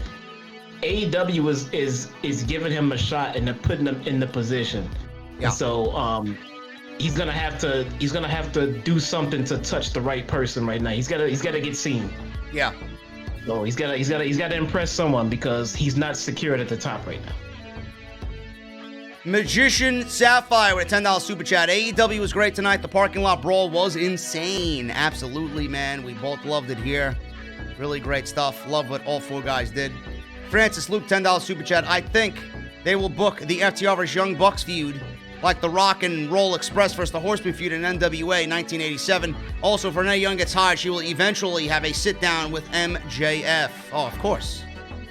Of course she will. All right, she's gonna sit down and talk as Jericho, buddy. Yeah. Renee Young, it may be a while, though. I think she might have a year with a non-compete for what she did in WWE, but I do think she will end up in AEW eventually. Thank you, Francis. Dried chicken without flavor, $10 super chat. I believe the Young Bucks are mad at the fact the Clippers lost the series against the Nuggets. They took their frustration out on Mike Posey and threw money at Tony Khan to indicate the Bucks lost the bet. Man, you're really imagining that one, bro. No, they threw money at Tony Khan on BTE too, but it wasn't in person. They threw it in this dressing room, and he wasn't there at that time. It was kind of funny. I tell you, the best thing on BTE is the fucking Dark Order, man. Oh man, look at you! Wait till you guys see the thumbnail for this fucking video, man. Salrex just made the fucking thumbnail. I see it. Oh, I can't see it. Let me see if I can add it in here. Hold on. Well, put it up on the screen and I'll see it. Wait a minute. Well, I'm gonna throw up the live. Actually, I gotta download it. Hold on. Dried chicken. You're really reaching with that one, bro. A good imagination, though. I'll give you a 10 and a thumbs up for imagination. World of Wrestling, $5 super chat. I hope Tony Khan gave bonuses to all 4 men in that parking lot brawl because they earned it. Absolutely. Absolutely. CC Steven, $2 super chat. Welcome back, Jesse. JD, Dynamite was so good tonight. Thank you, CC Steven. Edgar Estrada with a $50 super chat. Holy shit. Jesse, you goon, he says. Welcome back. JD, bro, love when you're happy about fun shows since that other garbage pisses you off. AEW Tuesday, 1 hour special. Dynamite Wednesday. I said it in the chat earlier. Cheers, Wednesday night OTS. Edgar, thank you so much, brother. You're a fucking beast. And the MVP of the stream, $50 super chat. Mr. Cake with a $2 super chat. Brian and Nigel McGuinness are Ring of Honor gods. I would say so. They had some great brawls, didn't they? Those two. Nigel McGuinness was the NXT UK now. While Wade Barrett just signed a new contract with WWE to be one of the voices of NXT. I'm enjoying him. He's been good. I can't say that he's been terrible, but I can honestly say I've not been enjoying him. Yeah, because the show sucks, right? I don't know, man. I don't know if it's just because I'm pissy about Moro or what, but Wade is just not doing it for me on commentary. I don't enjoy him at all. Not at all. I mean, I can see some maybe liking him or whatever, but for me, I'm just not liking it at all, dude. Look at the thumbnail. Let's see. Look at the thumbnail Salrex made, man. Jesus Christ. Second. I'm on delay. Let me see. Give me a second here. I'm on delay. It'll pop up on my screen in a second. It's going to pop up on the screen, right? It's going to pop up in a second. Watch. Yes, man, I miss Moro. That fucking silly bastard. I miss Moro Ronaldo, man. I just see. There it is. Oh, what the fuck? Oh, man. You're one of the fucking little troll bots. Oh, that's nice. Yes. There you go, man. Thank you, Salrex. You fucking beast, man. Yeah, that should be the new thumbnail. Use that one. Cesar Enrique, $4.99. What were you going to say, Jesse? I'm sorry. Are they making a new VR for the PS5? I think so. I got to double check on that. Good. I have yet to get a VR. I want a VR system. So if they're making a new one for PS5, I'll wait for that. Cesar Enrique, $4.99. Just wondering, but will you get the new Mario 3D All-Stars? I would like to, but it's sold out on Amazon and everywhere else I look. So as soon as it's available again, yes, because it's going away. It's not going to be available after the year. Mr. Cake with a $10 super chat. Sheeta looked like a pushover tonight just watching Thunder Rosa defend the NWA Women's title on what's essentially her ring. Tony Khan said during the media scrum that he just wanted Thunder Rosa. He's not going to reach out to anyone from NWA. Bullshit. Yeah, I kind of agree with that. If I'm Sheeta, I would have got in the middle of that match and bashed the fuck out of both of those women. This is my damn company and my ring. I'm the champion. Get the fuck out of here. Yeah, I could see that. Get out of here, dude. I could see that. Seriously. But the thing with Tony Khan is he doesn't want anybody else from NWA. Come on, bro. Is he really going to give away all his cards? Come on. Exactly, yeah. Don't be idiots. He's not going to tell you what's coming. You want to know the ending of the match, too? Here, let's ask him. Yeah. Popo Jr., $2 super chat. Okay, I'm mad now. Why are you mad, bro? Why is he mad? Why you mad, bro? What'd we do, bro? Why you mad, bro? Don't be mad. Mad Eagle, $4.99. Congrats on the PS5, JD. What game are you going to play on Twitch first? Well, Spider-Man's at day one, so I love the original Spider-Man. I thought that was fucking great. I actually beat it for you guys, and I love it, man. I can't wait to jump into Miles Morales. And then Final Fantasy 16, man, that shit looked great. Demon Souls look great. I can't wait. And then obviously Black Ops Cold War, I'll be streaming all season on Twitch. How long was Spider-Man? It seemed like it was fucking 80 hours long, man. I don't know, man. Whatever they showed was great. You finished all those side missions and everything? Yeah. Yeah, I did the side missions away from the stream. It was that enjoyable to play, really. Oh, wow. Yeah. Bad Bonzo with a $5 super chat. Is it okay if I add you on my PS5 when I get it in December? Yes, absolutely, man. I gotta add my bro Hooligrim as well, so we can get some Call of Duty games. Mr. Cake, $2. Will Hobbs has potential. Moxley's chances aren't looking good with Darby Allin on his team. He can't win a match to save his life. Orange Cassidy showing up took me out of the match in the main event. Orange is OP, man. What's wrong with y'all? He's OP, man. Moxley and Darby. Darby Allin likes to be in a demolition derby with a lot bigger guys, man. That's what I found out. Tell you what, Darby can't win, but Moxley can't lose. So, balance that one out. And Will Hobbs does have potential, man. It's just he's got to mold that into the ring. We got to see him in there and do his thing against the bigger guys. Let's see what he does. He needs a gimmick. He's very vanilla out there. He needs a gimmick. Definitely needs a gimmick. He needs some. I want to hear him speak too. We don't know what he's about, who he is, what his background is. All Moxley said tonight he's from Oakland. Yeah. So we'll see, man. I'm looking forward to it next week. We got. I'm sorry, Jessica. If he's a local guy, like a big in his hometown, that would have been an awesome debut if they were airing from Oakland at that given time, you know? Yeah. Pop his home crowd. We got Justin Strickland, $9.99. That tag team parking lot brawl was insane. I'll probably get crushed for this by other wrestling fans, but I enjoyed it more than Adam Clover's Velveteen Dream parking lot brawl. So did I, bro. First are off of me. So did I. So did Jesse. Bad Bonzo, $5 super chat. I'm preparing to switch currently. I have an Xbox One S. Hate it. I think PS5 and PlayStation are the way to go.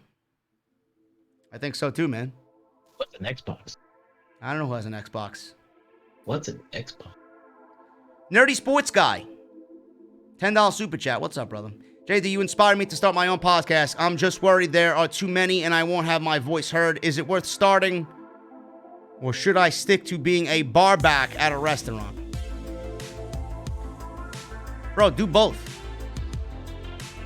Work and do it recreationally. If you start out doing the podcast and you are wanting to make money and be big and get your voice heard, then you're already kind of failing right away. You don't want to do that. You know, there are too many. There definitely are too many wrestling podcasts. And not many of them are good, to be perfectly honest with you. I only listen to one or two, really. That's it. Find something that you're really knowledgeable at, something that you're really good at, and try to make it a market that hasn't been tapped into too much. Yeah. That, or if you want to do the wrestling thing, man, put your voice out there. That's what I did. Though YouTube is a lot different now than it was then. Put your voice out there. If people see you're passionate about something and real and genuine, they will listen. And then you will slowly develop an audience, you know? Yeah, you really, really got to think about it, because if you have a genuine interest in it, you might not be the only one. So you got to find out what that is, what that particular, even if it's wrestling, Find a particular gimmick or a particular angle, you know, and you might not be the only one that likes it. Other people might like it, and they might follow you and watch you every time. So hopefully that helped, man. Thank you for the $10, bro. Appreciate it. Class with the Spreecies, $199. FTR title will be in use. Seems dumb. FTR title will be in use? Seems dumb. I don't know what you mean by that, bro. FTW title, maybe he means? Maybe. FTW title, bro.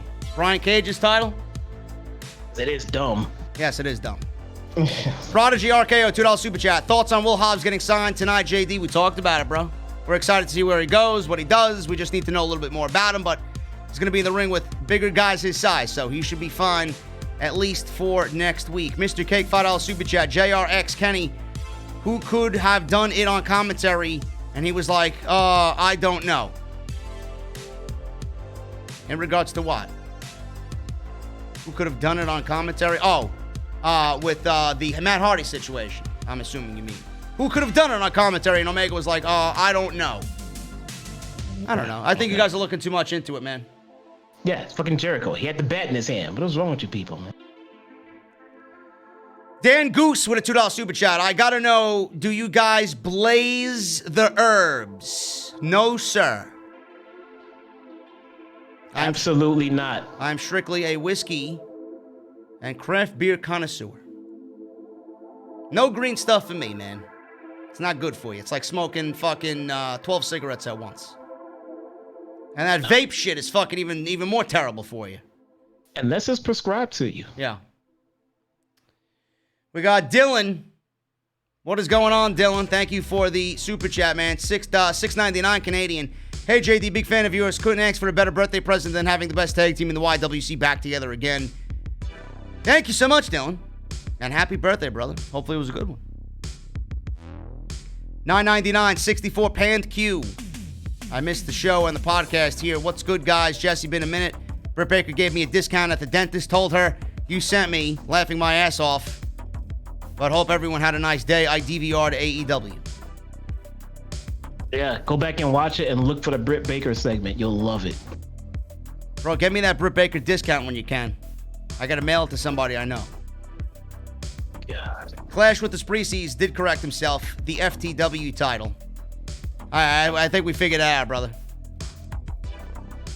Kaz with a $5 super chat. First off, JD, Jesse, great to hear both of you give cold hard facts. I still gotta know, do you think Miro is going to AEW? I hope so. Hope so. When the time is right, I hope so. How long do you think Jim Ross is gonna be doing this thing, man? I think he would fit perfect. Can you imagine Miro calling a Kenny Omega match, man? He would lose his shit. Fucking Christ, man. That'd be great. NXT really dropped off. Yeah, NXT is absolutely missing something without Miro being there. That's just the fact of the matter right there. Bad Bonzo, $5 super chat. Wish me luck on my $100. Tried out DraftKings for the U.S. Open this weekend. You should have gave me the $100, brother. It would have went to better use. Hopefully you win, bro. I'm not into the sports gambling, the sports betting, man. It is what it is. Guys, that is it. That's it. That's it for the super chats, man. That's it for the super chats. I thank you guys for... Yeah, that was it, man. That was it. Oh, what the hell, man? I thought we were hanging out for a while. Yeah, that was it. Everybody got their super chats in. Jesse, any parting words before we get the hell out of here? No. Thanks to you, I gotta go fucking watch NXT tonight. Or you can watch that Eddie Guerrero John Cena match. Oh, that's right. That's one that actually sounds better than watching NXT. To be honest. Well, listen, guys. Maybe I will, man. Yeah, let me know how the PS5 situation goes. I will. I'm probably gonna watch NXT. Maybe a little bit of NXT tonight. The rest of it tomorrow. But I'll be live on YouTube with that tomorrow night, guys. I want to thank Jesse for being here after a couple weeks off. We did the thing tonight on the podcast. We got a PS5 secured. So, all in all, it was a good night, man. Good night of wrestling, and I got my fucking system that's going to cost me $400. So thank you guys for that, man. I appreciate you all. And if you haven't already, please hit that thumbs up. Helps out the channel, helps out the video, man. Hit that subscribe button. down below. Turn on the bell for all notifications. Follow me on Twitter at JD from NY206. Patreon.com/JD from NY206. If you guys want to check out all the other videos that you might have missed this week, links are down below. Another extra going up tomorrow. 35 minutes of news, guys. Very entertaining stuff. Some big stories breaking that.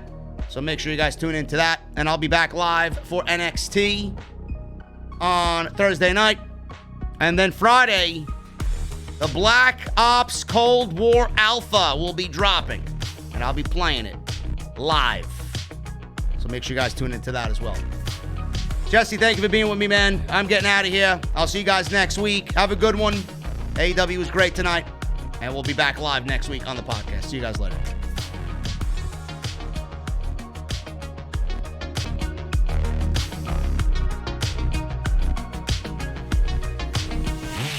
On these other shows, do they hate me? I don't want to do SmackDown. No. No.